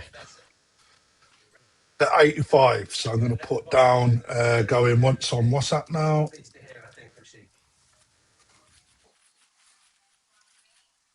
See what it looks like a bit further. If you haven't as well, guys, give old Crafty a thumbs up, bless him. Oh, Because I just have. look at that. Actually, not a bad fish, is it? Though? Is Pete watching tonight? No, probably not. Oh, creature. He'll be watching what's going on WhatsApp, mate. Oh, is it? Oh yeah, he watches the money coming in. You like that? Ching, ching. He'll give me a bollocking if I sell too many cheap fish. If I let them go too cheaply, I should say. I just put going once, twice in the comments. Right, Crafty, I'm gonna make Head tracks off. in a minute because Okay, some mate. of us have got work tomorrow. Yeah, Are you in work tomorrow? Absolutely. Right, I hope you know my postal address for these fancy new lights. I've got it on speed dial, mate. You know that. You're a good-looking lad. Right, nice to meet you as well, Dad. See you later, mate. Take it easy. I'm off. I'm going to go and do some spawning. You do some spawning, mate. Have a good run. Do. Night, everyone. Bye. See you soon, Lee. Thanks for coming on, mate. It's all right. We got up next, Crafty. I'm going to have a look. I'm trying to see what I put as an MP4, but we've... What's that? Sold 85 quid. Kelvin. Well done, mate. Yeah, I've done that one. Let's move that up. I ain't going to do it this way again. I ain't going to lie. I'm just going to stick on WhatsApp to do WhatsApp, and I'll do separate YouTube because I feel quite rude that I can't give you you need, really. Crack on, mate. We have got. I'm gonna show you it before I drop it into WhatsApp. And I want people in the comments to tell me what fish this is, right? Because it's very rare.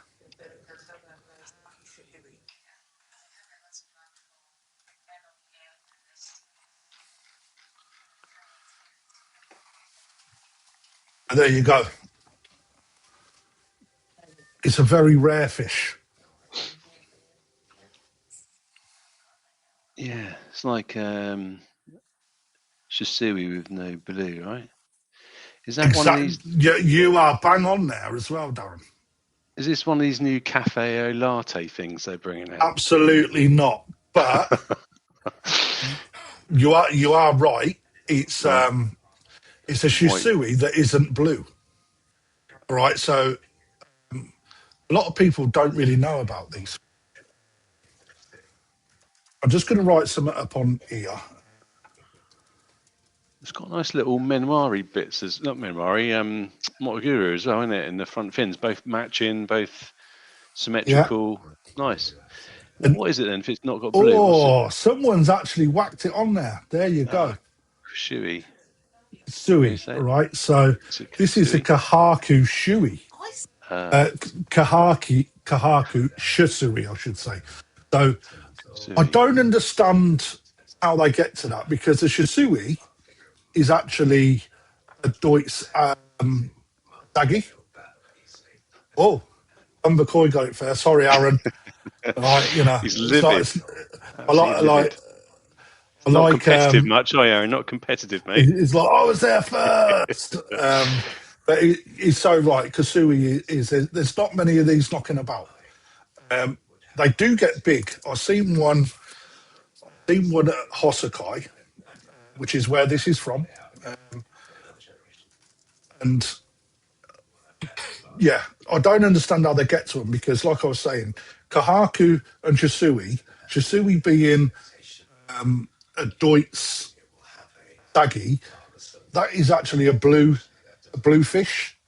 Yeah. So when you see a Shisui and it's young, you'll see blue examples when they're young. They tend to go white in time.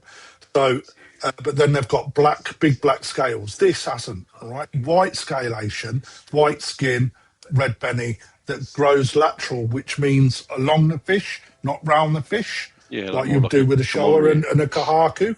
Yeah. Right, so yeah, so exactly that, how the Subi develops on a Kamen Ryu. But it's an absolute belter of a fish, this. I think it is 26 cm. So this is rare then, right? This is a bit It rare, but is a also rare. It is a rare fish. so you got a rare And fish, but then you got the matching pecs in the Motogu, and then you got the little head spot as well, right? The right, so Maritan. yeah, so a Maritan spot, right? So again, let's try and get it. Size of the head, right? Really good indication. It's at 30 quid on WhatsApp. Feel free to bid on YouTube, guys, because you're not going to see many of these at all. Currently at 40 on WhatsApp. Big head, really clean top end of the fish, and the scalation as well, right, is full. But on Kasui, then unlike on Asagi, on Shisui, you get a black scale, right? On Kasui, they stay white. So it's got a full zipper. And the Maritan spot and the linear Benny is very even both sides with a Motoguru in the fin. Yeah. Currently 70. Richard, it's 70 on WhatsApp, mate. Gone up to 80 on WhatsApp. It's worth looking at that on WhatsApp as well because the Benny's completely different to what you see on YouTube. It's a lot more vibrant on. It's a lot more vibrant and a deeper, darker red, isn't it? Yes, and it's actually a superb fish.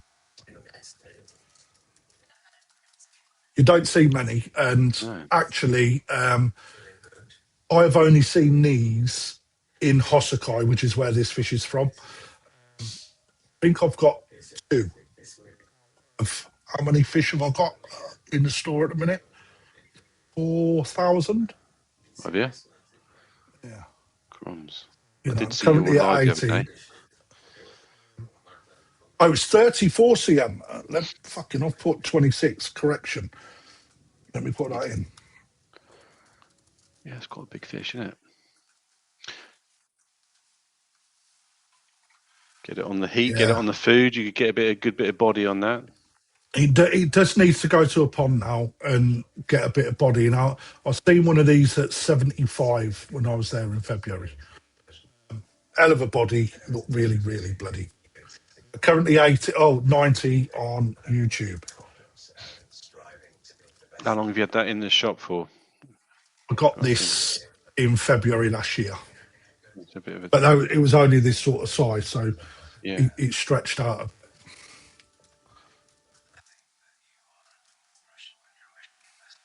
£100, Colin.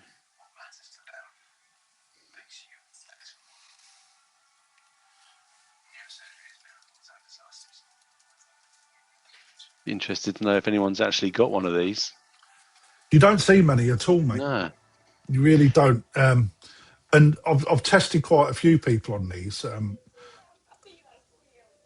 I think Aaron may have actually been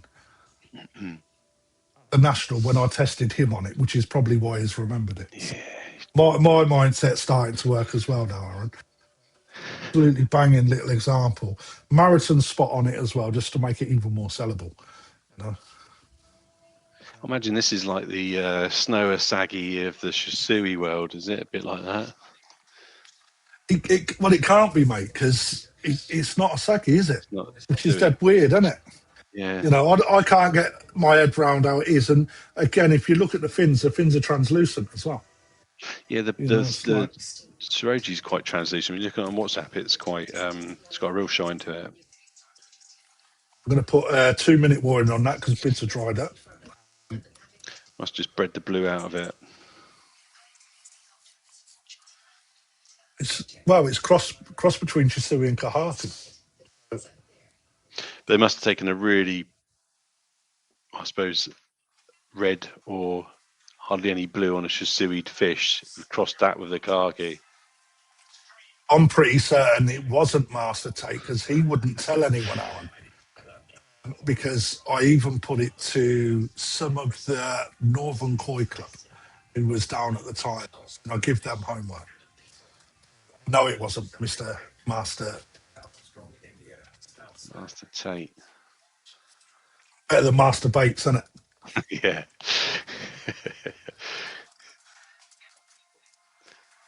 Nicola is coming at 105. 105.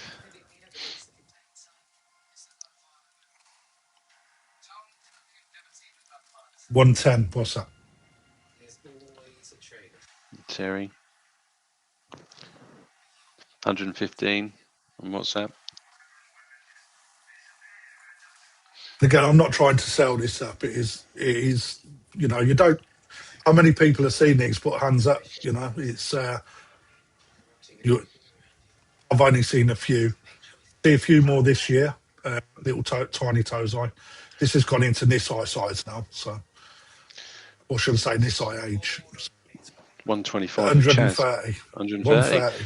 What are you doing with this thing, Craft? Is this pick up, or can you ship it out, or what? No, I ship out. How much is it shipping? 30 quid. That covers quid. That covers just the fee that we that the logistic company, our delivery company, charge. It's not our fee. That is, you pay what they expect. So, and this is something else. This price will build in if you want delivery. And I know this sounds really weird, right? But when you actually start to incorporate the cost of shipping a fish, cardboard boxes cost 7 quid. And then you've got your bags, then you've got your bands. And when you're doing that for 1,000 fish on delivery, 7 grand in boxes. Yeah, adds up. You know, so we don't obviously include anything. The price of the fish and the 30 quid cover yard is their charge. So all of that is put in for free. It comes at an expense to us, which is another part. You think how many fish I've got to sell to cover 7 grand's worth of cardboard boxes? You know, these are all the overheads that koi dealers to sort of sellotape, mate. All that sellotape you must go through as well. That's getting more expensive, isn't it? It's ridiculous, yeah. Mate, you know. And I don't want to sound like we have our time. We don't. But ultimately, you know, these are the small amount. These are the micro costs that we have that people just don't take. They just take for granted. Yeah, take for granted. But over the course of a year, it's a massive overhead. You know. I don't know if it's just me, but my dog, every time I get a new fish, my dog steals the elastic band and then bloody runs off of it. And I never get it off him. He hides them somewhere, but I think he puts them on his paw and he twangs them back and forth for a couple of hours, and then they disappear forever. He must have a little stash somewhere, I think. I'll tell you something, mate. What sort of dog you got? It's a little tiny toy poodle, little miniature thing. It's the wife's dog. We got a little cocker spaniel. I had a cocker spaniel here. Cute. If they eat things, she ate a sock. We had to pull a sock out of her. Mine ate a packet of condoms, mate, and honestly, and it just kept stretching out of his back end for about half an hour. It was disgusting. That's it. I didn't. The missus done all that. Don't do things like that. So somebody just got a hell of a steal. That sold for 130 quid. Right, what should we do now? Let's have a look. Name some weird stuff on here, mate. You got quite a few to go yet, haven't you? Great stuff. Rick? I don't believe so, mate. I've got 2 left, I think. Oh, Rick's on as well. He's a fucker. New Forest, is it? Rick, he's spying. He's just seeing if he can get any sneaky kajaku, probably, isn't he? Did I only put 1 on? I don't know, mate, because I've come home and I think there's a few short on my files. It is what it is, isn't it? I'll put this as 2 cm, but it's really not. So that's probably 22 cm. No start, no reserve. Again. Did I already sell this one? Hopefully not, mate. I want to say I've already got that. It's a Chagoid. No. Chag I've done.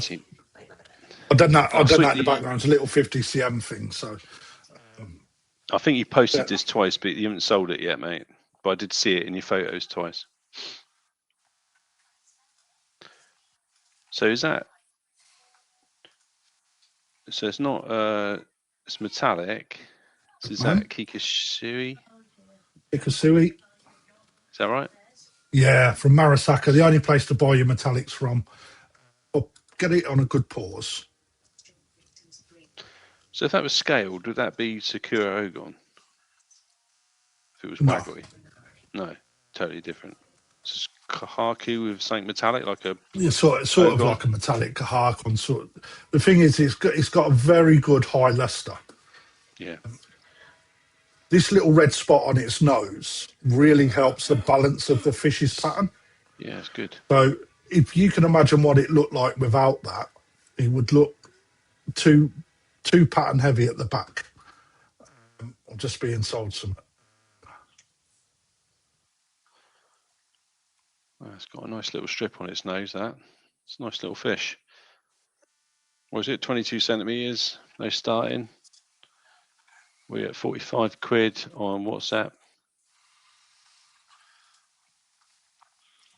Tell you what, I'm not gonna say what just happened. But Right. Rick at New Forest has just fucking done a dirty. Thrown you a sweatball, is he? He has just bid on that last fish through somebody else that have been bidding in proxy for him. Fair play to you, Rick. I like your style, but brother. Yeah, again, looking at this, Nicola Wallace is now left. I'll tell you what, that was good drills, Aaron. I like the fact that your missus was in and out, like the SAS. I think Rick's got Kusui, any though, at his place. I've seen him, I'm sure. What, Kosui? Yeah, no, Kosui, probably not. Is he not? As we look at this fish, right, metallic fins are superb. There's a little bit of belly leakage in the right peg, but body shape is superb. Yeah. But for Deutz, it is just bang on. A lot of Deutz fish, you start to get a bulge around the belly because they grow different to Wagoi.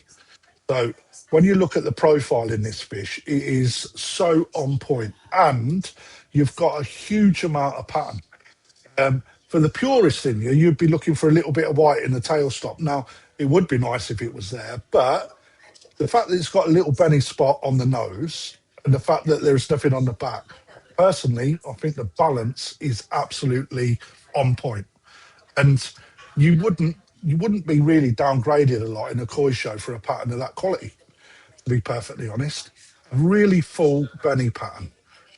I'm looking for a minimum of 100, if I'm honest on this. That little nose stripe. You don't name your fish, do you, Craft? But I reckon people would call that probably like stripe or Mohican or something like that. Do you know what I mean? Mate, I tell you, if it was Christmas, this fish would have flown out in December. Stripe is a gremlin. No, Rudolph. Oh, Rudolph, mate. Yeah, sorry, Yeah. Completely missed that one. Rudolph. So none of your fish got names in there? I don't name any of my fish, mate. I can't be asking. Okay, it's stuck at 65 quid, this, guys. If this is on another site, I'm telling you now, it'll go probably 965. What are we looking at here? What are we doing here? Still with Terry on WhatsApp. It's not a big. They don't grow huge, do they? No, you're looking around 70 cm. Yeah.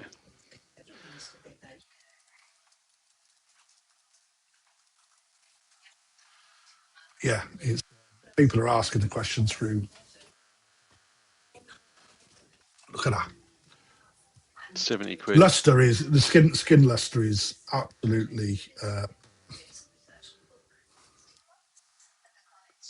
I think We just Rick's well make sure chuffed with that's a his. bid. Is he? Rick's I ain't well chuffed. seeing. What's he put? Yeah, he's just chuffed Just with his got in, and it's a win. Yeah. Kasui, whatever you want to call it. He's well chuffed with that. He's going to use that as parent stock now. You know that, don't you? He always uses my fish for his parents, mate. It's why when we was on Gaz's live a couple of weeks ago, he was like, "Thanks, Kraft." And it's like, don't thank me, man. It's like, you know. He'll probably mix it with some sort of Aragoki variation and get something crazy out of it. The other thing is on the head here, you've got metallic luster, which is called Fuji. Fuji. Fuji. So metallic luster on the head comes. The Japanese called it Fuji after Mount Fuji. When you see the snow top, when you look on some fish, you get that little triangle bit with a bit of luster in the peak, and they call that Fuji. When you look at the backbone of it, you can see how thick and wide it is, and then on the lateral line, I can just about. I don't know if you can make it out on your screen, but there's one thing I really like in Deutz fish is when the lateral line becomes convexed. It comes out a little bit and then goes in. I really love that on Deutz fish, and this has got it. All of the colour is in the top part of the fish, which is where you're expecting on this variety. For me, an absolutely superb example. It's worth looking at that on WhatsApp as well, right? Because the Benny is striking when you look at it through there. Yeah, it's again a lot richer because you're getting a Really better rich resolution on WhatsApp. Yeah. What are you guys saying? I can't believe how many people are just looking at this, to be fair. Metallic fin again. All right, those people that don't know, metallic fish have a solid white stroke silvery sort of non-translucent fin. Right, that's one of the big giveaways for metallic fish, which is a bit weird, isn't it? I'm seeing a little four-leaf clover on the top as well there, actually, a lucky four-leaf clover. Yeah, I don't look for that sort of stuff either, mate. I'll see what you're saying, though, mate. Yeah. on the shoulders. Good for lucky Valentine's for someone. Day, that. Yeah, lucky for someone.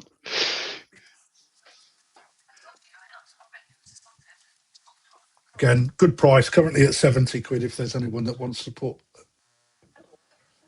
Is the WhatsApp invite only? No, Luke, I thought you was in it, my friend. Just post a link for you now. There you go, can join via what's in the comments. It's gone up to 80 quid now. You can put your bids in here as well, though, Luke. Yeah, you can put your bids in through YouTube as well. Luke's just requested to join, and it's in. Luke, you won't see anything prior. You'll only see what comes after your time to join, mate. So currently at £80 then. So I'm going to go once on £80.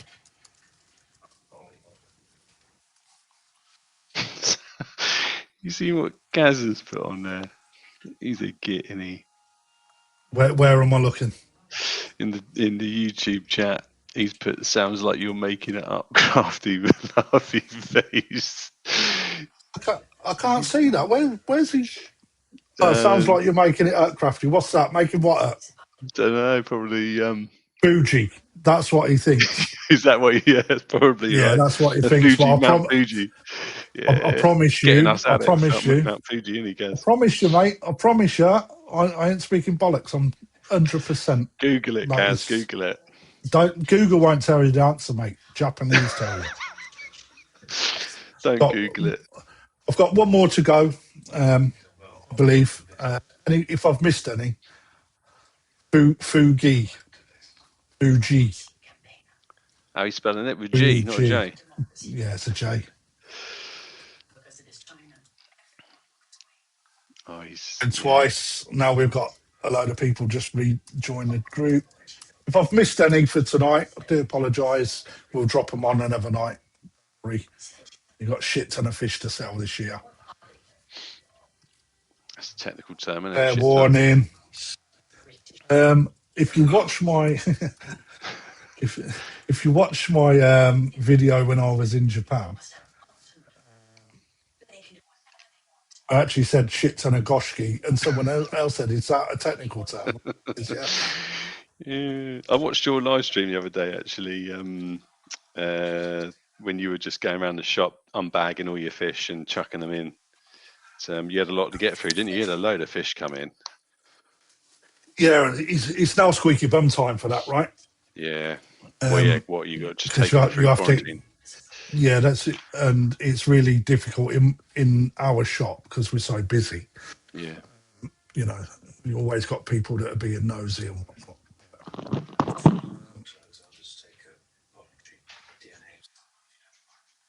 Next one, we'll drop in there first. We've got a little Yoshino shower. You know?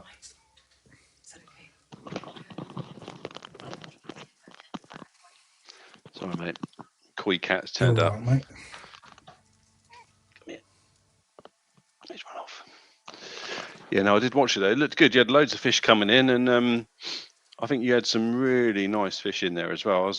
I was looking at them thinking, need a Bagsy that one, but yeah, you were quite clear about the fact you weren't flogging any until you'd got them out of quarantine and stuff. So it's fair dues. Mate, I can't see. The thing is, if you start going down that route, you end up with loads of fish in a pond that are sold and you've got to keep track of everything, right? Yeah. When you're selling fish, like tonight, these have all gone through quarantine. I'm more than happy to move them to a sales pond where they've been sold. You know, so when that happens, you start doing that with quarantine, you've got 1,000, 2,000 fish. People are buying all in different pots. It's just Crazy. a nightmare. I see you had one chap broke through your barrier, didn't he? He was trying to look in your bowls and stuff, and you look like you'd put barriers out to stop people. Yeah, Always gonna happen, isn't it? and then it turns into a conversation about a pond build and blah blah blah blah. Yeah. And that's one reason. One reason I don't like people involved unless they're invited. Where am I doing? I'm going here. What you got on? No, I did have two showers, but I didn't film one of them, and I only realised when I got home. But Yoshino shower, plenty of potential. This currently sat with Chris at 60 quid, but let's talk pattern first. Red, white, black in the head, which is what you want. Sumi has still got loads to do. So it looks a little bit scruffy in the Sumi because it's still developing, and it's very early in. But there is literally colour, tail, mid body, and on the head. Although be it not heavy on Benny, which is fine. You've got a fairly heavy Sumi fish, so this will, in time, down the side here, right? There's a lot of Sumi coming. I think that the Sumi is going to solidify down this part, and you're going to end up with a mainly black fish, with a small amount of Benny, and a small amount of Shiroji, which is white. Overall, though, believe it or not, it's from a Sankey spawning, and we can tell that. Let me just see if I can get it in a good spot.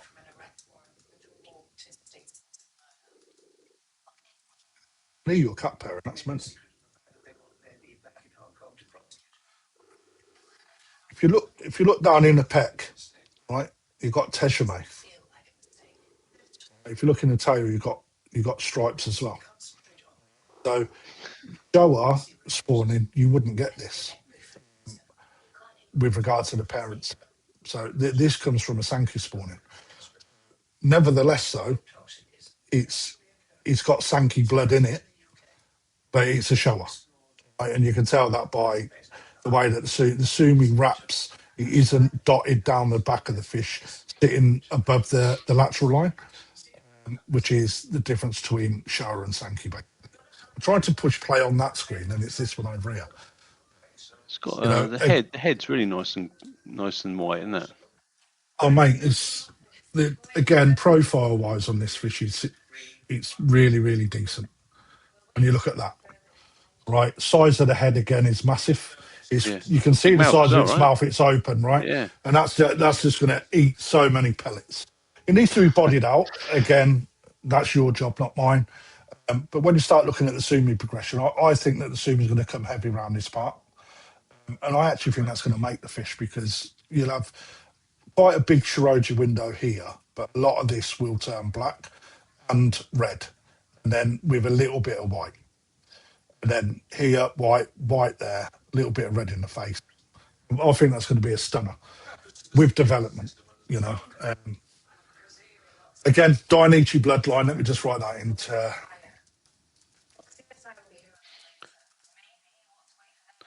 It's got a little bit of shine on the back as well, isn't it? Not gin, but just... Okay, again, that comes back, that's the terry down there, yeah? Yeah, that's nice, isn't it? It's a sign of equality from Yoshino Dainichi parents. There you go. Rick's put his seal of approval in it. Currently 90 quid on WhatsApp now. No, I can't imagine he will either, mate, to be perfectly honest. He's got more shower than Soft Mick, hasn't he? And Soft Mick's got a lot of shower. And let's see, can I show something? I think I showed it. I mean, that Paul Cunningham took a couple of these fish off me, 23 cm within 7 months. He got 1 to 58 centimeters, 30 cm within 7 months. Absolute growing machines. Wow, yeah. That's got a big old mouth on it, isn't it? 2 months, because I can't spell minutes on the WhatsApp group. You know, for me, these are nice. I've got a new set of toes on in this year, mainly Sankey, because I want to see what Sankey do this year. And there's one that I got from Yamaguchi that is actually, can't work out if it's Showa or Sankey. It's just weird. All the sumi's above the lateral line, but it wraps like it's a Showa instead of grows laterally like a Sankey. I saw that on your video. You showed that, didn't you? Yeah. Yeah. It looks like a really heavy sumi Sankey, doesn't it? But you're right. It does wrap around quite a lot. Had quite a big sumi on the front end, didn't it? Big head patch. Yeah. It's starting to get a bit of interest now on WhatsApp. Set to 105. Again, far too cheap. We was looking at someone else's WhatsApp page, wouldn't it? 110. 115. I'll it at 115. I don't mind. 120. 2-horse race at the minute. We're going to battle it out, these guys. 125. Very cheap. Yeah, it is for Dainichi. Oh. Yoshino Dainichi. It's a good balance as well. Sumi quality on these fish are really good as well. WhatsApp shows the picture better than what it does on the telly. Yeah, it does. It's rich. It's definitely a bit richer in the WhatsApp video. You know, got plenty to do. A good structure for growth as well. I don't want to over egg it, because I could say that about so many of my fish, because they're all unselected. So, you know, how many times can you say it's going to get big and it's got a big head, and, you know, before it just becomes same old, if you know what I mean. 130 with Terry, 135 now.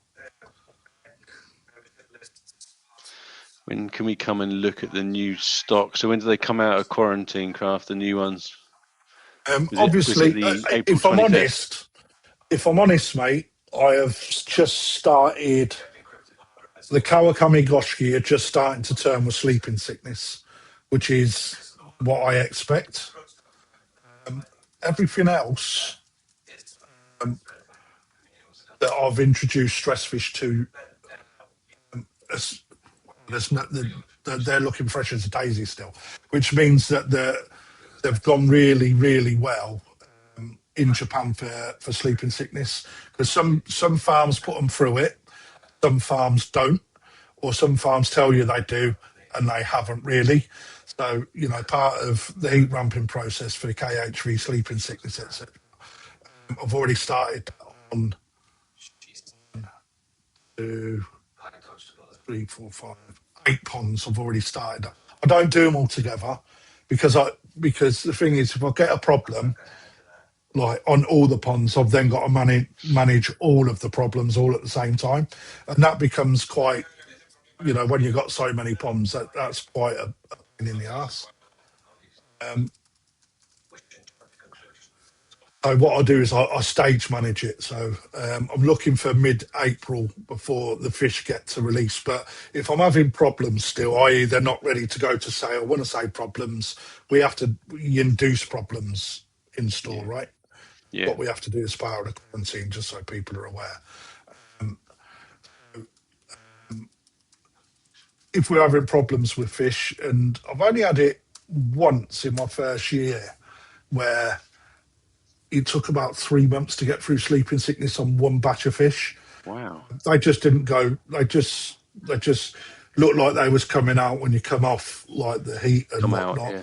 They then start turning again. So you had to, it was what up and down, was up and that? down, up and down. It was a mixture from Kahagi. No, a mixture. Just a mixture of all sorts. Wow. Okay. Yeah. So not variety dependent then. No, really not. So do you go in with your introductory fish and then salt, or do you leave it a few days and wait until they show, or do you do both straight away? There's different ways. Like different people do things differently. So me personally, the fish get introduced into waters that are around 16 to 18 degrees, right? Because it's that's fairly cold. But bearing in mind they've come from a cold climate, being February, through transportation, which I can imagine gets bloody cold in cargo. Not going to put central heating on for them, and then transit in a van to you. So, although be it they're like within a box, etc. I always introduce around 16, and then I'll ramp the next day 18, next day 20. But they stay completely covered and unfed, just to let them settle in. And then what I'll do is I'll pick out what I want. So I've done 8 ponds on day 3. This I go in as triggerfish. And sorry, before I do that, I give a little bit of food just to get them taken. Yeah. Some won't take. Some will polish it off like they've never been fed. Others will just sit and go, "What the hell is that you've just thrown in?" But eventually they start because you have to coach them into it. And then I add the Nisai, which is the triggerfish. Yeah. And then I then ramp the temperature up because it's 24 degrees. Just through day 3 of Nisai adding, and they're at 26 degrees now. Right. 24, 26 degrees. Can't remember off the top of my head. 24, 26. And we're going to start ramping up now. And then we come off the heat. Then I'll ramp up again. And then I'll come off the heat. If they don't turn, the Nisai come out, and they'll then be kept at 20 degrees and just coach through. The Kawakami today clumps up on the bottom, starting to roll. Yeah. You go straight in with your salt then, do you? No, salt's already in, so they're introduced at 0.3. Okay, just point. So, you don't add any more than that. No, for sleeping sickness, yes. Yeah. So as soon as sleeping sickness hits, it goes up to 0.6. Yeah. Just bear with. I'll just sorry. Sold. Tony. So you're 0.3 just anyway, and then you go up 0.6 once they start showing signs or rolling over or whatever. That's fair. Yeah, and then 0.6 temp's already where it should be. Yeah. And then I will dose with acroflavin, turns your water green. Alprex. I'll then dose with Alfrex. And then what will happen is them fish, they will roll, and I can imagine looking at the state of them today, they'll roll quite heavily. Yeah. And what will happen is every single day, because they're going through a real shit time at the minute, them fish. And again, that's expected. That's not in a crap fish, are really not. This is what we want to do before we put them to sale, right? Yeah. So looking at the way they was reacting, I was well, a majority of them was well over.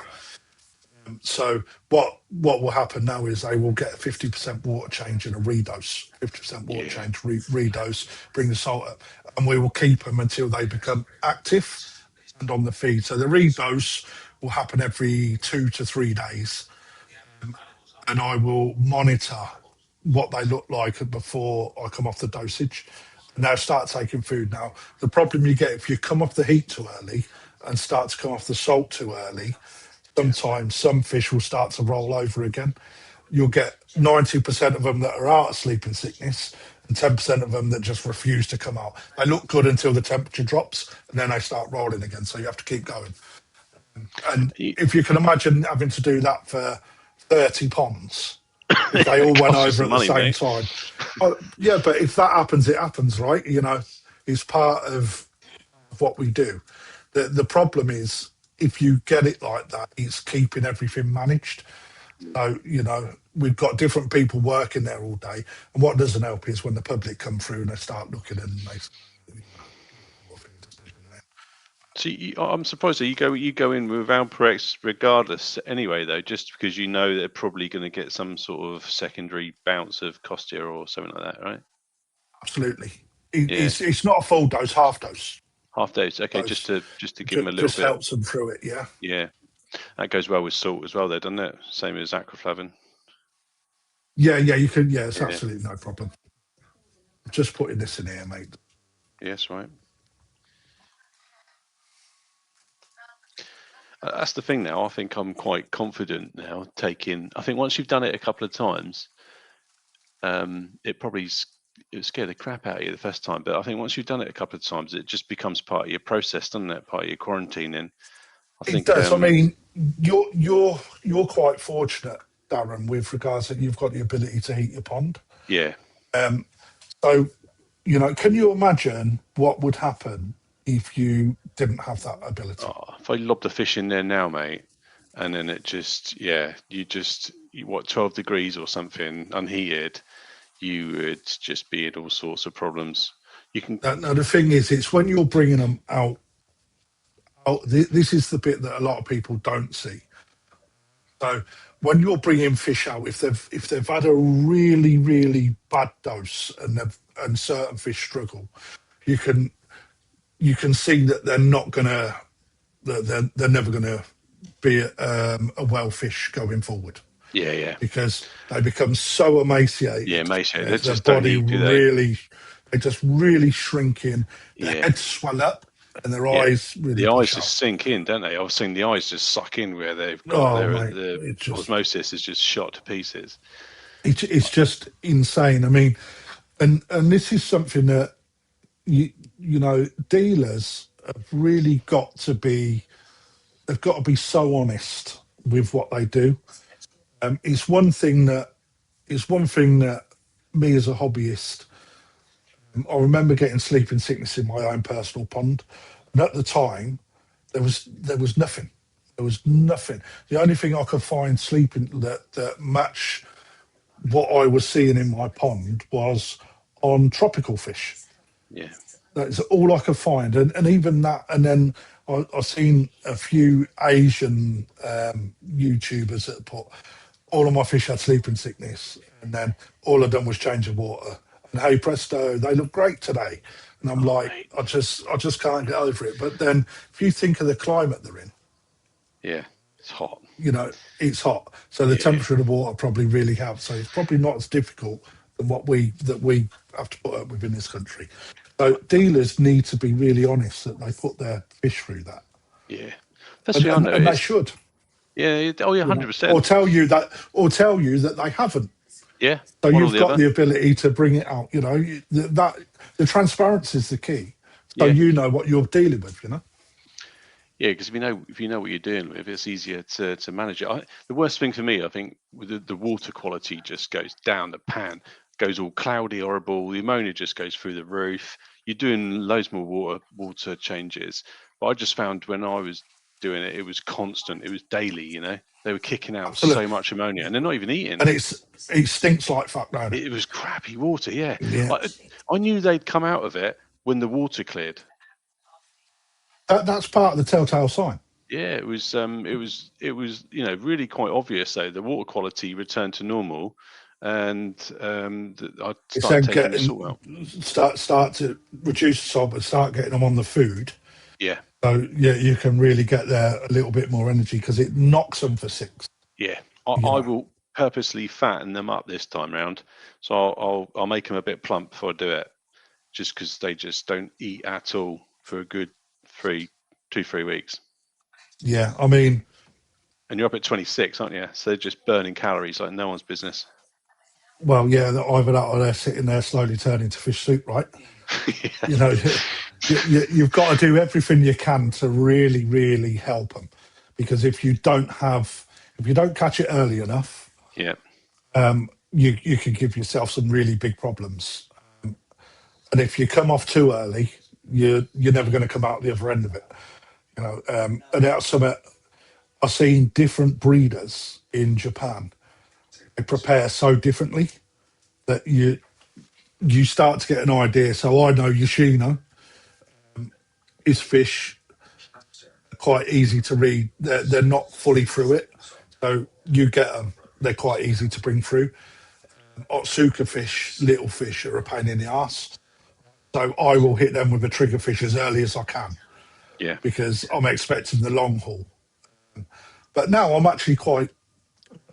really quite competent now to be able to look at it and go, that's the stage right, that's the stage line.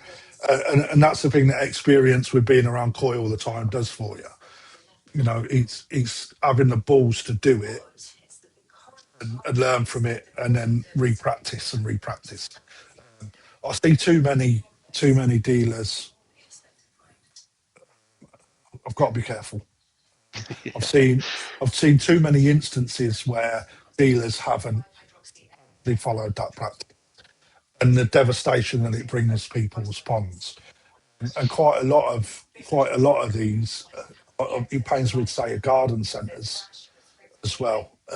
When people have there some garden centres close to me, they actually deal with Japanese koi. They're real Japanese koi. Right? However, they don't go through the same quarantine process because they don't know it. They just put their koi in, and then you fill your pond up with fish, and then you'll then get a decent eye. You'll then realise there's real koi dealers out there rather than just garden centre, aquatic centre. You'll go and buy fish from a decent dealer that's put their fish through all this, so their fish now become carriers of sleeping sickness. You introduce that into your pond, next thing you know, all your fish are laying on their side, and you're like, oh my God, my fish have all died. You've killed my fish. And actually, it's the opposite way around. It's actually, that should have been done as part of quarantine. You've actually infected your fish. You've not got a heater. You don't know salt. And quite often it eats people that don't have a knowledge of koi keeping per se. So all of a sudden they've got all of this coming with water chemistry, treatments, salt salinity levels, water changing, and all of this hard work that I probably don't expect because they're just putting fish into a pond and want to, oh, they're amazing. And then all of a sudden they become a pain in the arse. You're up for if you don't understand it, you're in for a bit of a fight, right? Well, I'm only dealing with, 2 little quarantine systems. You got umpteen, haven't you, to look after, and you're probably bouncing from one to the next. I can see why you wouldn't do them all at the same time. That would just be hellish, wouldn't it? I think. My quarantine system backs out into my garden, and I've got a massive 60-foot conifer tree, and it started to go a bit brown. I think it might be dying. And I'm thinking now, maybe it was all the salt that's been coming out of my bloody quarantine tank going out on the garden. It's probably killing the tree. Not too great, is it? If you've got a massive Great Dane that's weeing up it.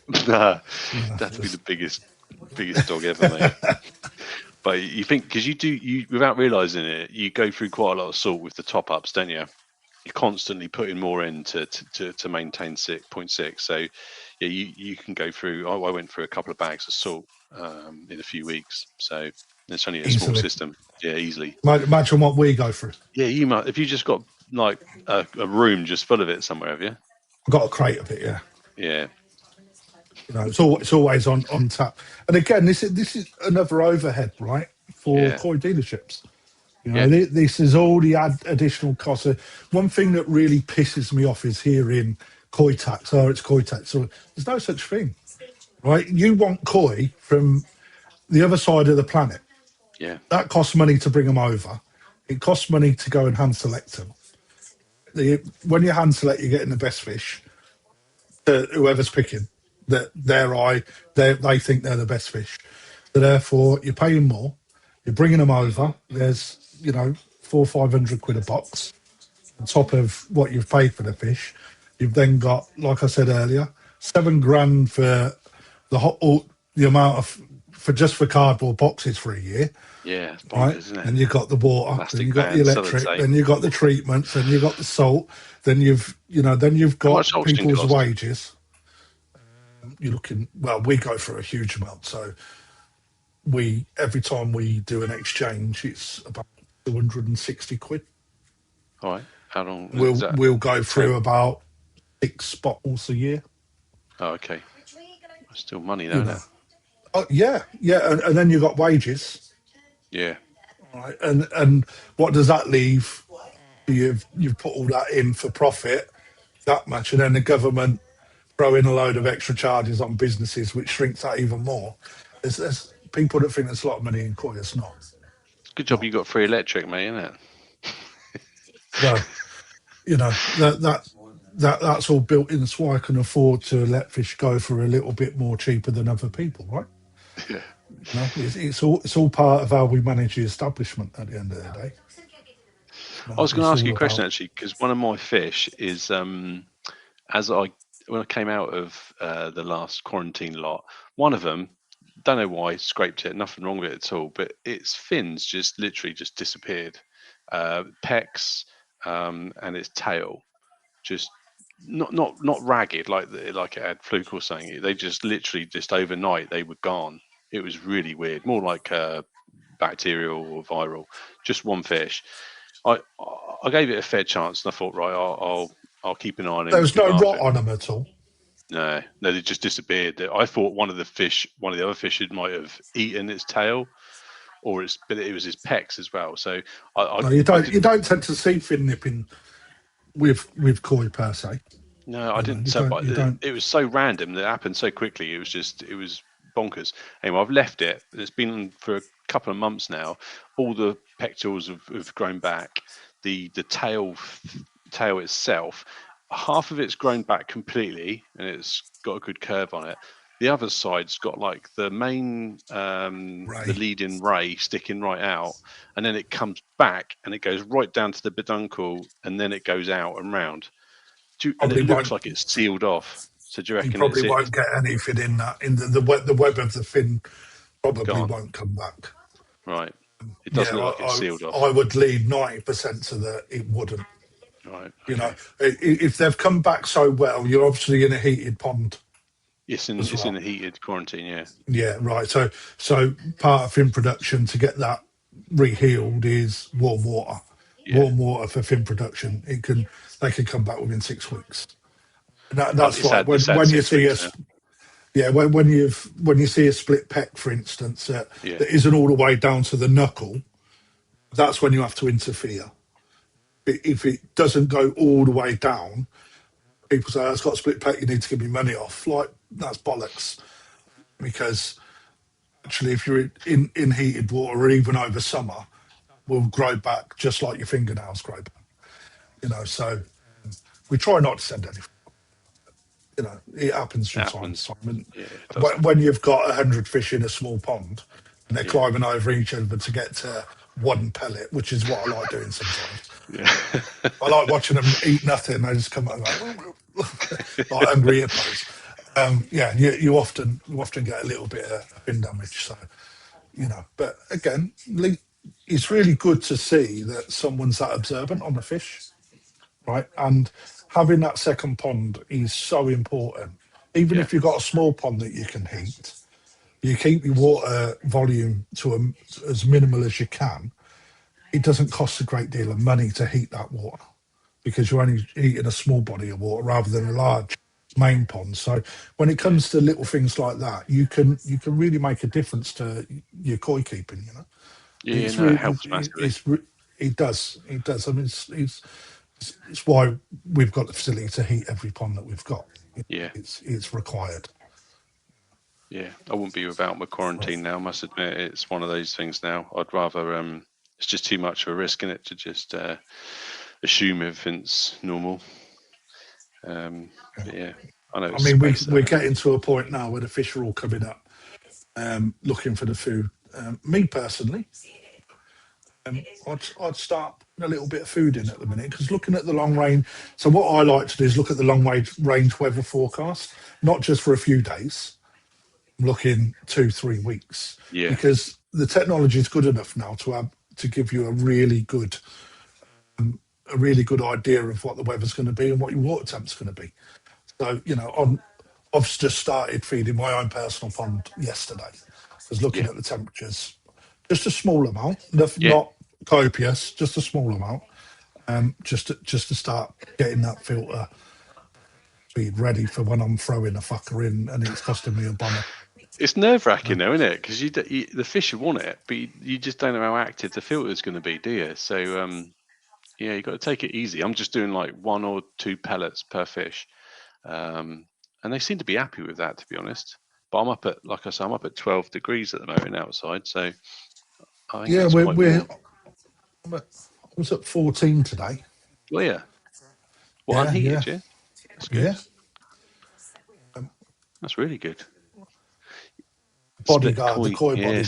Steve. Oh, Steve, I'll tell you what, Steve. I think you're a top boy. You know, I like listening to you.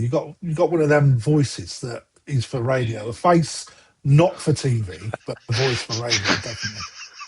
That's a way of saying you haven't got a face. You've got a face for radio. Right, what a Body like split fin that Baywatch, has face been. like Crime Watch. Yeah, that's it. You got it. Well, a split fin that has been apparent through the winter in unheated ponds starts here when the water temperature. Absolutely. Again, like I say, right. So split fins, if they're right down to the knuckle, or the leading ray is right down to the knuckle, you see that bit that sticks out all the time. It winds me up when that happens, and it's always your best koi. If it gets right down into the knuckle, all right, there's two ways that you can do it. You can glue it together, super glue, right? And then that will naturally then start to grow back. A bit of a fucking sticky situation you get yourself in. The way that I like to do it though is I've got I've got modelling files that's used to like modelling like a nail file, but used for like file back plastic for like models that you glue together.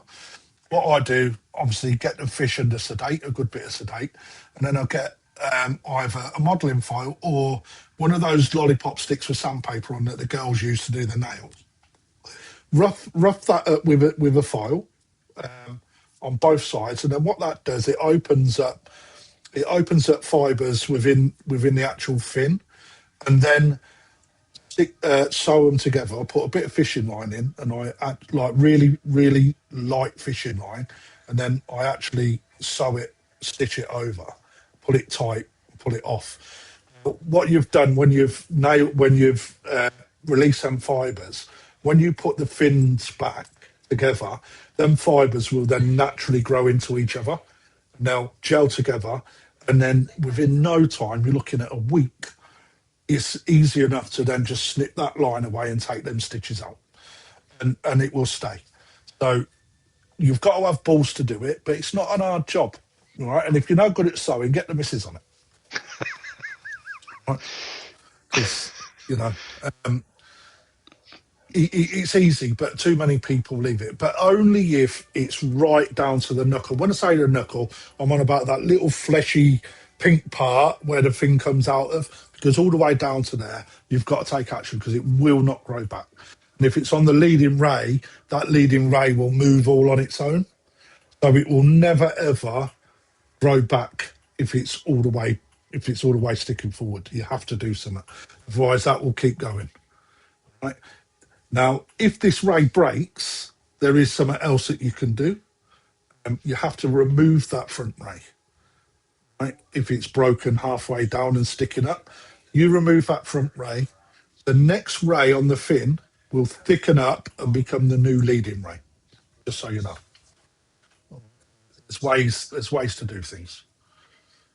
If it's not that far down, warm water will grow that back in no time, mate.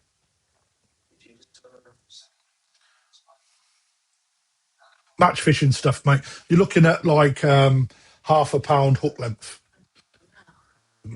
There's a really good one called Power Gum, I think, off the top. Yeah. Oh, I ain't got no sound.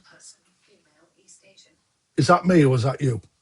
Oh, it's me, mate. It's me. Sorry, There I you was go. typing, so I put myself on mute. Yeah, I know Power Gum's like quite stretchy, really stretchy stuff.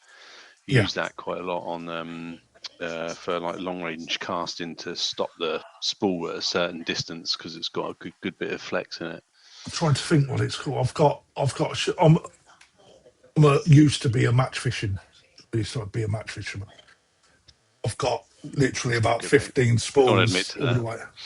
Yeah, no, it is, mate. When you're doing like £300 a calf in a match, mate, that's a Yeah, good day's sport. I'd rather just have one big one. Yeah, I know, but the best thing is when you sat with your pole Yeah, and you whack into a fish, you ship back, yeah, right?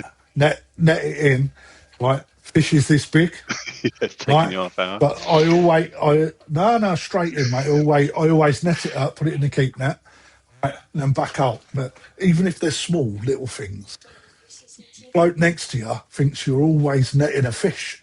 Yeah, yeah. Right? So he's like looking. It's like, and then next thing you know, over they come, don't they? Oh, what bait you using? And it's like, they're coming. So the bait tray gets Hide your another maggots. little addition. Yeah, hide your The maggots, bait you're mate. not using goes on the top tray, right? Yeah, So like, oh, what you using? I'm using them, and then they're going next door and trying to use them to catch fish. It's all up there. The game of chess, mate. That's why I like match fishing. yeah, I do specimens as well. Never yeah. been for such a long, probably 2 years now.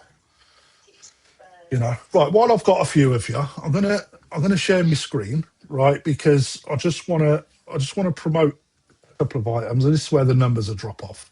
Have you done all your fish? Yeah, Yeah. I sort of lost track of what I was doing. There's too much going on, if I'm honest, which is why I won't do it that way.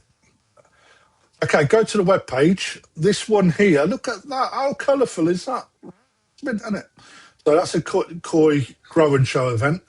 250. We're selling quite fast at these. So I put a video out on YouTube today. It was only a live, really quick thing, just to show you what they look like. Mariama Kahaku looking fantastic. Wada Kirin to die for. They are looking really cool as well. At the weekend, someone sold another dealer sold one of these, 450 quid, I think it was. These are going for £250 a piece for the whole event. The event also comes with exclusive ponds to pick through for ticket holders, i.e., you've seen the new stock come in. Some of that will be put into a section where only ticket holders can have a pick through right before anybody else. So you get first dibs, basically. You'll also get a percentage discount on the day for both for koi and dry goods. Alan Tate's doing a koi seminar. Oh, look at that. That's bad, isn't it? I didn't see that happening. I believe that had been edited down, didn't it? Yeah, Alan Tate with the UK judges team, they're doing a koi seminar on the day, which I'm really looking forward to because they're using this as a pilot to do other things in the future, just so you know. Lee's coming. He's always worth a good laugh for the day. Ron Havis from TikTok is coming. She loves a koi. We've invited her up for the day with her family. Yasu koi are coming. Oase koi are coming. Sorry, Oase are coming, Evolution Aqua are coming, Aquadistry are coming, and you get free lunch at Koi Cafe with all for 250 quid. I've invited loads of people down, so I'm expecting the car park to be full on the day. Like I say, these are selling £250 a piece for these. I don't know, can I make that bigger? I don't Yeah, show it's you quite. on either. But yeah, go over to the website, have a look at that. The other thing that I want to show you,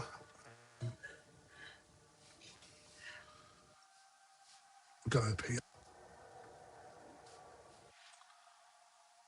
So, Oase competition, just over a week left. Let's have a look what we've got going on with this. Still got Greenomatics available, 50% discounts as well on that. And that we have got, I I think never that get any. I is, never get any instant wins. Still haven't got an instant. I get the old discounts, but nothing. do you not? Nah, I I'll mean, keep trying. there's still two Combi M's or Screenomatic 90,000s available. Yeah, they're in there, aren't Um, they? 99p a ticket. What is a POM filter used for? We all know it's playing music, right? Don't hold me to that because it's the wrong answer. 99p. Two of them have already gone. Someone won one, Dave Thompson, for 15 quid. Old drum for 15 quid. Or there's a credit alternative of £2,250. Up to you what you take, right? So well worth a look. Boy one's still going on, and this is Ron Havis. So we're doing a little collaboration with Yellow Monkey, Kiyosori from Otsuka. Now, I see one of these go at the weekend for mad money, and it was a lot smaller than that. But this is Tatsu, I believe, off the top of my head. Number 3 has already been won, and then we've got this banging Aoki Kochiki. Now, remember what I said Aoki earlier? See how black his fish are? Yeah. Right, so, I mean, Anisai, again, 99p entry, and then we've got this one up for sale. Sorry, as a prize. This one for a prize. You know, good selection in this eye, and then a few hand selectos eye as well. They're still up for grabs. It's brilliant. And then the big one that everyone seems to be going for because it's took off really quickly, Saki Akari food, JPD food, Takazumi food as well. Right. 99p entries. We've given away thousands of pounds worth of, you know, something, it's took off really well. And in some absolute belter, you get 2 lunches. Yes, Rick, you do. All right, I'll make sure of it. But again, the Saki Akari one, what have we got on here? Instant win prizes as well, because this is only launched today, and we've already done 256 of whatever the amount was, so remaining just under 1,200. But instant wins, there you go. Saki Akari growth, the smaller bags, 20% off food voucher, 10% off food voucher as well. You know, and bearing in mind a sack of it's 300 quid. Right, so it's a 60 quid saving. You know, you can't buy it any cheaper than even that as instant wins. But that seems to be quite a fan favourite, the Saki Akari one. Takazumi again. That the main prize also comes with an auto feeder. Instant wins is plenty. You know, someone's already won 10% off as well. Right, so plenty going on there.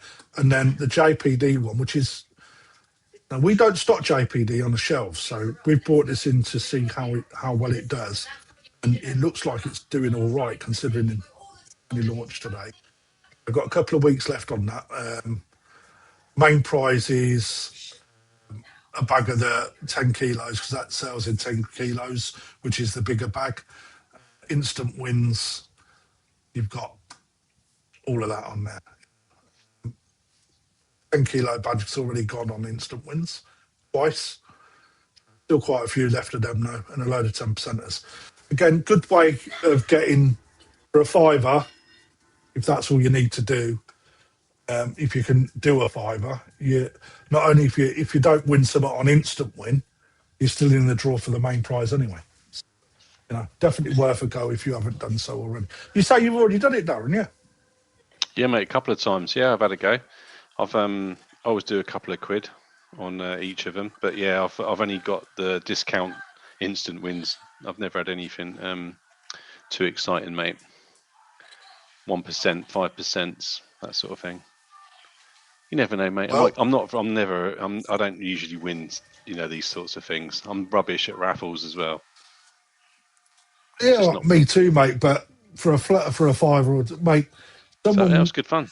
On the Marine one, I think the person that took the main prize had one ticket. Yeah, it's bonkers, isn't it? It's there to be won, mate, isn't it? It's there to be won. Your luck's in, isn't it? Yeah. And again, it's another thing that we've prized ourselves on, mate. We're the only people that can do it. I know, I stand corrected. We're the only people that have done it alongside the auctions, alongside a bricks and mortar shop. We've got such a large supplier network that, we're not putting dupe up. We're not putting cameras up and stuff like that because they run out of ideas. We can carry on doing all the big stuff.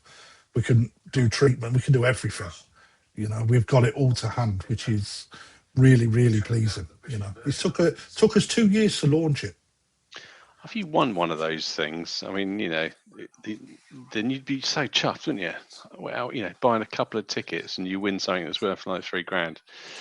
Oh, Dave Thompson, he was watching Lee Hadfield, because Lee promotes us because we're mates, haven't we? We look after each other. So he does a bit of promotion on his YouTube channel. And he's seen it, had a go. He dropped a fiver, didn't get anything, put another tenner on, and then he drops a drum. He's just mint, isn't it? No, he didn't even want a drum, but he won one. Oh yeah, well, I only do it, mate, because I'll just get the in-shop vouchers and then come and buy some fish that I'd like to handpick. You know what I mean? That's why I do it. Right. So there's only about 30 odd people watching, but we're going to be releasing soon because I'm really excited for the new season because my stock is the best. I had the best year in Japan. The stock is amazing, and it is at such good price points. We've got anything from 40 quid all the way up to £10,000 in the shop. And again, we're probably the biggest koi store in the UK for sellable ponds. We're a little bit tired looking, but that's because the shop's been going so many years, like 30 odd years. So before it was Perfect Aquatics, it was Japanese Koi Co. But the guy that owned it got really seriously ill with a brain tumour. So it's then bought out. That's the only reason it changed hands, right, through illness. So my boss, Pete, really young, I think he was 23, bought the shop. He's young. And then turned it round. He's now 31, 32 years old. And he's done an amazing job. But the people, what's made the shop, for 3 years, we have taken it from here to here. And the koi department has gone from not being known to being well known now. And that's because of the social media exposure that I've given it. But we've gone from being console fish to everything being absolutely all handpicked. Yeah. It costs loads more as well, doesn't it? Not really, because your fish become... Console's cheaper. Yeah. But you end up with crap fish. Yeah, stuff you don't necessarily want. Right, but yeah, they've got a place in my shop because we don't go all high end. We go from everything from pond fillers all the way through. So we're not specialist in top end fish, but we've got 50%, 60% top end. and we've got pond fillers. All right, there's nothing wrong with. That's why I say I've got no problems with £40, £20 koi. I've also got no problem with £2,000, £3,000 koi. And I ain't saying that but when you look at it, I would rather flip a £2,000 fish, right? But in honesty, the best sales come from Tozai because you get more runs on, more conversation, and you're not dealing with somebody that's trying to tick boxes because they're investing a lot of money. Yeah. It's actually easy. It's actually a lot more work selling Tozai, more enjoyable than what it is selling a bigger fish. Yeah, it's good fun. But again, we've got loads of them. I Not don't many think people can say that. I don't think people go into places thinking whether it looks, top spec or tired. I think it's when you look in the pond is what counts, isn't it? I mean, I can just stare in a pond. I don't even look what's going on around me in the shop. It's not what you're there for, is it? But I look at the water in our place. When you come to my place, you need to put the fish into a bowl. Right. You need to, because the water in our place, one pond will be immaculate, great clarity. The pond next to it, which is made up exactly the same way, will be the water will take away what the fish look like. So, but as soon as you put them in a bowl, in a shallower piece of water, the fish sparkle. Right. So Alan Tate said part of it is the lighting in there. Right. Yeah. The other part is as soon as you bring them fish into a smaller water that's more clear, the water's clear but in them ponds, some ponds just don't look right. I think it's down to the lighting, but it's little things like that. So if I could change all the lighting to LED lights, right, and move where they are, it would change what that pond looks like as well, But to me, I'm looking at that. And if I'm looking at that, the people subconsciously won't even know, but it will take away from what the fish look like. So you've got to bowl the fish in my place. Yeah, okay. Do you reckon it's some of it's have you got the same media in each of your filter bays? Absolutely, everything is identical. Identical, yeah. Same quantity and everything, literage. Same water quantity. The only thing that differs is obviously what food goes in and food. Right. The volume of stock, because the volume of stock dictates how much food goes in, right? But you come along to the Miyatora Aragoki that I've got, like next level. They will empty really quickly. So you go from 100 pieces down to 30 pieces in 2 weeks. Like the pod next to it's got 100 pieces in. So the water clarity changes somewhat. So the grow and show stuff, because they're getting fed like 3 times more than anything else at the minute, the water clarity is really cloudy. People judge you on your water clarity rather than fish are, which is bizarre. Yeah. Right. But if I'm honest, if I had my way, I'd have no UVs pretty much on a majority of the ponds. But I would keep them in really cloudy water because it's so much better for the skin. The only reason we got clear water is so you guys can all stand looking into a pond for an hour and not buy anything. Which happens. Is your home pond? You got UV off still at home? Have you? No, I keep my UV on. Do you 24/7? Do you? 12 months. Yeah, because it's still. Again, this is a bone of contention for some people. Say turn it off. There's no requirement. Some people don't turn. I'm someone that never closes the pond down. It runs the same all year, every year. Because UV has still got the ability to break down bacteria. Right. Okay. Even through the winter. Yeah, my water just went crystal clear as soon as I was feeding heavily. I was doing 1.5 kilos of food a day. So the pond got really cloudy, didn't bother me. But as soon as I stopped feeding, the water clarity was just ridiculous. I'm talking just sparkling and just crystal clear. So I just turned my UV off, and I've not had it on now since probably October. But I'm thinking about turning it back on again now, but I don't need it on. You probably want to, because the warmer weather's starting to come. Spring. And well, the warmer weather, I mean, it's quite early, hasn't it? The temperatures are quite high at the time of year. So, I'm hoping that it maintains it. But yeah, don't get caught out because you go too late and you're going to You end got up to get with. yourself back again. Yeah. Yeah, So you reckon it I'd also go takes now. out a bit of bacteria as well, yeah? And Absolutely, UVC does. Yeah, it breaks right, down okay. all of that. It's not. Don't just treat green water. No, I was just looking at it from a wattage cost per day. So I'll probably save myself quite a bit of money, but Yeah, don't tell the missus it costs a bomb to run the pond. 20 quid. Everything's 20 quid, mate. So no, I'll No, turn it so I'm back. looking over my shoulder to see if she Yeah, snaps her head round. not listening. I'll I've switch it got back 2 on. ponds in the garden anyway. Oh yeah. He was just saying that he turns all his pond off at winter to save on the electric. No, I didn't say I turned it all off. Just Nothing's my off. UV. What were you watching on TV just a minute ago? Sounded pretty steamy. What was you watching on telly a minute ago? Silent Witness. Was there Someone a got sex killed. show going on? It was either someone getting killed or someone spawning. Someone I couldn't getting work killed, out. she said. I can't hear it, mate. You guys hear it. I Yeah, don't. I can only hear me. But yeah, the only thing I'll turn off is my backy shower. Yeah, okay, yeah, just because it cools things down, yeah. Well, not only that, but if it freezes over the top, you're not Okay, emptying water. past everything. Yeah, okay. And it doesn't really bring any benefit. And backy house media, when the bacteria in it colonizes extremely quickly.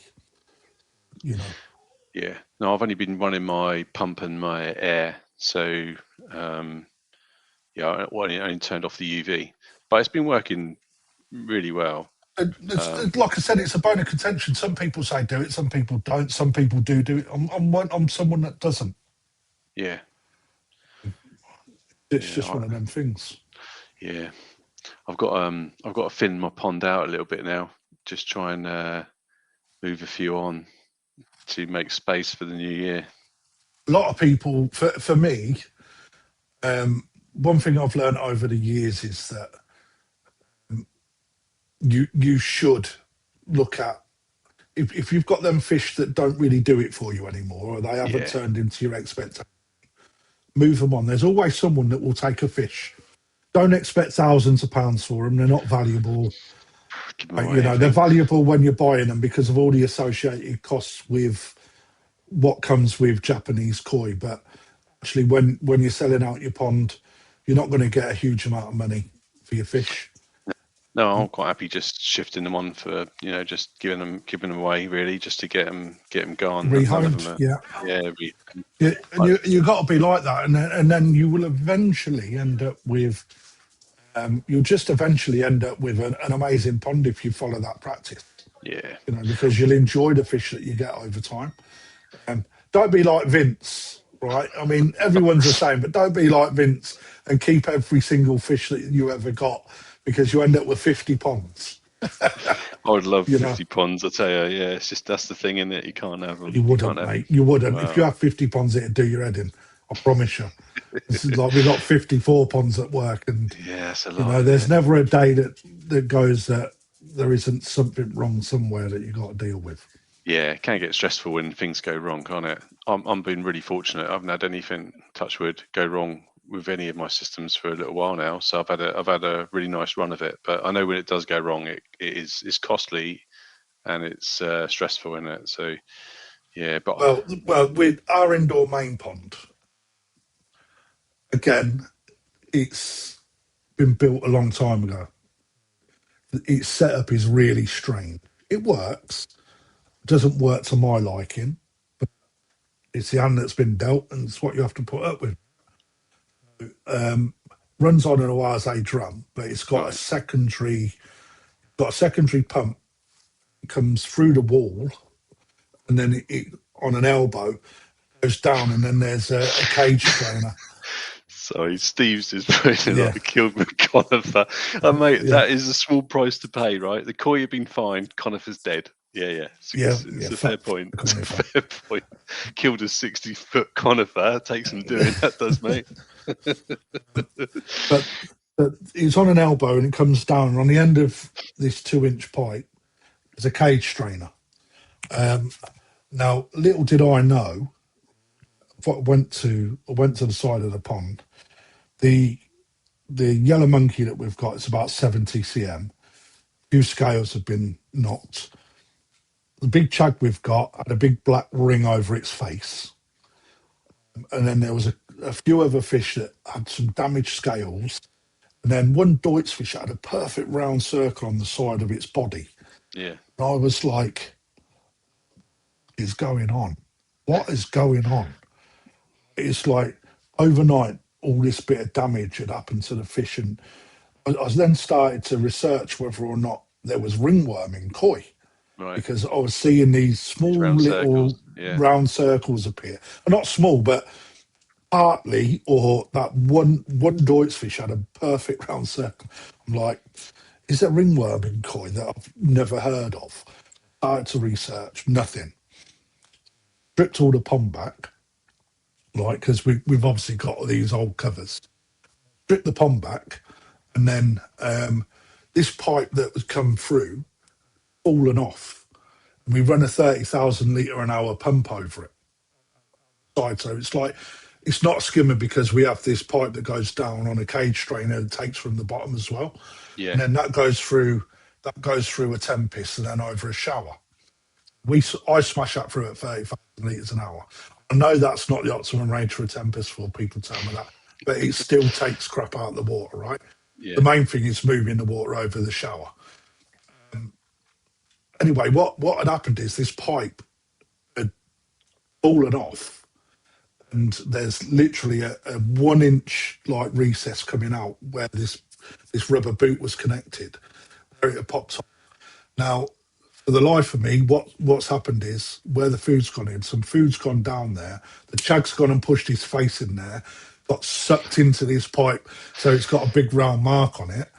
And as fishers swim past, because the indoor main pond is not heated, it's indoors, so we don't generally fall below 12 degrees. I can imagine at night time when they're sat quite dormant, it's just got sucked onto the side, and that's happened with so many fish overnight. Yeah. And in the bottom of the pond, there lays this pipe, and I'm like, you fuck. Straight away, as a dealer, this damage has happened, right? But people looking in see damaged koi, right? Not the best look, but at the same time, I don't hide it because, like you guys, you all have issues. Yeah, I've got make 54 mistakes. ponds. I've got 54 ponds that all present themselves with issues. Yeah. You know, it's no different. Just being a dealer don't mean to say that you're immune to all these issues. In fact, it's elevated 54 times, right? Because we've got 54 ponds into your one. Yeah. Yeah. You know, but these people that say you don't get problems, bullshit. No, you've got to be lucky, haven't you? Just happens, just catches you off sometimes, doesn't it? Even if, like I say, even if the pond's going right, I'm going to have the 60-foot conifer coming down on me, aren't I? So, yeah, I mean, yeah. Anyway, I'm going to get off. Thank you very much for joining us, Darren. No problem, really mate. No worries. that. Glad it went all right for you. If I do any YouTube auctions, if you fancy popping on, please be my guest. I'll come along, bring my cat. Yeah, you asked some nice questions tonight. It's really nice to hear. That when we do auctions, it'll give you that ability to ask questions and whatnot. Because I don't know as much as you guys, but I'll probably represent a proportion of the people watching the auctions that don't know some of the questions as well, right? So it's good to ask sometimes, isn't it? No stupid questions and all that. We're extremely transparent, so my answers will be as honest as I know. I'll never make things up. If I don't know, I'll say I don't know. It's all good. Anyway, guys, thanks for tuning in. Thanks for all those that took part in the WhatsApp auction. I will never do a WhatsApp and YouTube together again. It'll either be one or the other. So if you haven't joined the WhatsApp group, scroll back through the comments, join it. Otherwise, there will be YouTube auctions going forward. But Darren, I've got your telephone number. I think I'll drop you a line and let you know when we're doing it. So feel free to join us. Thank you. Right, mate. Thanks, mate. Take it easy. Take care, everyone. And again, thanks for tuning in. I really need a wee. See you soon.